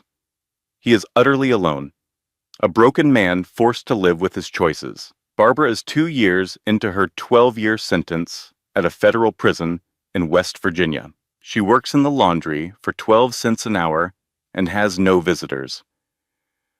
Ryan tried to see her once, but she refused him. Tom filed for divorce.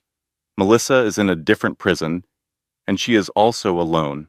She sent me a letter that said, "I'm sorry I was wrong. Please forgive me." I burned it after reading only that first sentence.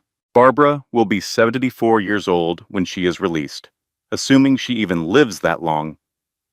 Melissa is serving the second year of a 6-year sentence in a federal prison in Kentucky. She lost all parental rights to her daughter from a previous marriage. Her ex-husband now has full custody. She has a job in the prison kitchen. She has tried to commit suicide twice and is now under constant watch. Every week, she writes me letters begging for forgiveness. She sends them, but I never reply. Melissa will be 35 when she gets out, with no career, no family, and no future. Tom is the only one who avoided prison. He is living with his brother in a tiny apartment and works a part-time job at Home Depot for $13 an hour. He gets supervised visits with his grandsons. Once every week, he brings them little toys, reads books to them, and plays gently on the floor. The boys seem to like him. They call him Pop Pop. I permitted this because Tom was the only one who expressed true remorse, the only one who testified against the others, the only one who tried to fix what was broken. He cries every single time he sees them. "I'm sorry," he says to me at every single visit. I am so incredibly sorry for what I allowed to happen. I do not forgive him, but I also do not punish him anymore. "You let evil flourish," I told him one time. "You knew what they were doing was wrong, and you chose to be silent. But you also made an attempt to help me, even though you failed. Because of that, I will give you this one thing. You can get to know your grandsons, but you will never have my trust. not ever completely. He just nods his head and accepts it. He knows it is more than he deserves. The sun is starting to set now, casting a golden glow over everything. Tom brings the boys back over to me. "Thank you for today," he says. "See you next week." Then he leaves without another word. Emma comes to get Sophie. "Same time next week," she says. "Always." "Love you, boss." "I am not your boss anymore," I remind her. "We are friends." "Twain," she says with a smile. "Love you, friend." They give each other a hug, and then Emma is gone. I am finally alone with my boys. Logan and Lucas are getting sleepy, rubbing their little eyes. "Okay, you two, let's head inside. It's time for a bath, and then it's off to bed." Logan mumbles, "Story, Mama." "Yes, my sweet boy. There is always a story." Then Lucas says, "Mama, stay." My eyes well up with tears, but for once, they are happy tears. They are healing tears. Yes, Mama will always stay. Mama is never, ever going to leave you. I scoop both of them up into my arms. They are getting so heavy, but I can still manage. I carry them toward our home. People often ask if I regret hiding who I really was. They ask if I regret my marriage to Ryan, or if I wish I had made different choices. But the honest truth is, I regret absolutely nothing. Every single decision I made led me to this moment. It led me to them. They tried to destroy me. And for a while, they succeeded. I shattered into a million pieces on that freezing cold porch 18 months ago. But this is the one thing they never considered when they set out to break someone. You do not get to decide how they put themselves back together again. I rebuilt my life, but I came back stronger, sharper, and with a perfect understanding of what truly matters. I am not the woman I was before. I do not give my trust away easily. My home is protected by a security system that could rival Fort Knox. I see a therapist 2 times a week. I take medication to manage my anxiety. There are still times I have a panic attack if someone knocks on my door when I am not expecting it. I am damaged, yes, but I am no longer broken. There is a very important difference. For anyone listening right now who feels like they are lost in the darkness, I want you to know that I see you. 18 months ago, I was you. I was standing out in the freezing cold after they had taken everything from me. They took my dignity, my sense of safety, and my entire family. I truly believed I was powerless. I thought I had nothing left at all. But I was mistaken. I still had myself. I still had the will to keep going. I still had the love for my children. And that was enough. In fact, that was everything. We are inside the house now. It is bath time. The boys splash in the tub and giggle. I wash their hair, being very careful so soap does not get in their eyes. They are singing silly songs to one another in that secret twin language only they can understand. After their bath, we put on pajamas. Logan's pair has dinosaurs on them. Lucas's pair is covered in rockets. They are allowed to pick them out on their own. They are learning to be independent. They are learning that they have a choice. Now, it is time for a bedtime story. I read them Where the Wild Things Are. It is the very same book that Ryan was reading to children on the day I first met him at the library. But it is our book now. It belongs to me and my boys. We are making new memories to push out the old ones. And Max, the king of all wild things, was lonely and wanted to be where someone loved him best of all. Lucas is already fast asleep. Logan is trying to fight it, but he is losing the battle. I kiss both of their foreheads, switch on the nightlight, and pull the door halfway closed. I walk down the hall into my own room, sit down on the edge of my bed, and pick up my phone. I open the Instagram page for the Haven House Foundation and scroll through all the pictures. I see the women I have helped, the babies who are now in safe homes, and the families who are finally able to thrive. The counter shows that we have helped 2,847 families.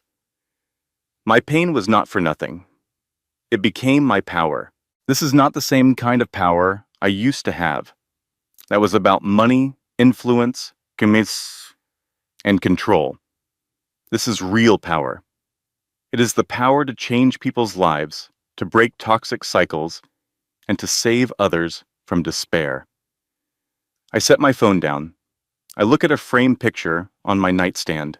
It is me, holding the twins just hours after they were born, looking completely exhausted, but also glowing with happiness. I won. My victory was not them going to prison. It was not because I took away everything they ever had. I won because I am finally free. I won because my sons are safe. I won because I chose myself. I can hear the soft sound from the baby monitor, the peaceful rhythm of Logan and Lucas breathing in their sleep. That night on the porch was the absolute worst moment of my entire life, but it was also the start of my real life. It was the beginning of a life where I stopped pretending, stopped hiding, and stopped making myself smaller just to make other people feel comfortable. They tried to throw me away like I was garbage, and I rose from those ashes like a phoenix. I turn off my light, lie down in bed, and close my eyes. Sleep comes much more easily these days. The nightmares are not as frequent, and the fear is not as sharp. Tomorrow, I will wake up, kiss my boys good morning, make them a delicious breakfast, go to my job, continue building my empire, help even more mothers, and live my life, my real life, the one I chose for myself, the one I earned, and the one that nobody can ever take from me again. My name is Catherine Sarah Blake. I am a billionaire. I am a chief executive officer. I am a survivor. But the most important thing is that I am a mother, and I am free. The next morning, I am in the kitchen, and sunlight is pouring through the floor-to-ceiling windows. I am busy making pancakes. My boys are sitting in their high chairs, babbling back and forth in their special twin language. Logan looks right at me. "Mama happy," he says. I stop what I am doing. I look at my son. I really look at his wonderful face, his complete innocence, his unwavering trust. Yes, my sweet baby. Mama is happy. Lucas reaches his little arms out for me. Love you, Mama. My eyes fill with tears again, but they are good tears. Healing tears. I love you too, more than anything else in the entire world. I kiss both of them on their heads. They start to giggle, getting my hair sticky with their pancake-covered hands. I do not even care. Emma shows up with coffee and hands me a mug. We stand there together, just watching the boys eat their breakfast, making a happy mess. "You did it," she says quietly. "You know, you actually survived." A smile spreads across my face. "We did it. I never could have done any of this without you." "So, what is next?" Emma asks. "You have already gotten your revenge. You have completely rebuilt your life, and you started a foundation. What is the next big mountain you are planning to climb?" I look over at my boys, and I look at this incredible life I have managed to build. This safe, happy, and free life. Nothing, I tell her. There are no more mountains. Just this. Just them. Just this moment. Just living. That is more than enough. That is everything. The boys suddenly burst out laughing at something. It is that pure, unfiltered joy that only a toddler has. I start laughing too. It is a real laugh, completely free and unguarded. This is my life now. This is my family. This is my happiness. If this story moved you, if it reminded you that you are stronger than you think, then do me a small favor. Hit that like button, leave a comment sharing your thoughts, and subscribe so you never miss another powerful story like this one. Share it with someone who needs to hear that their storm will not last forever. This content was carefully researched, crafted, and edited by our team to bring you meaningful lessons and inspiration. Thank you for watching until the end.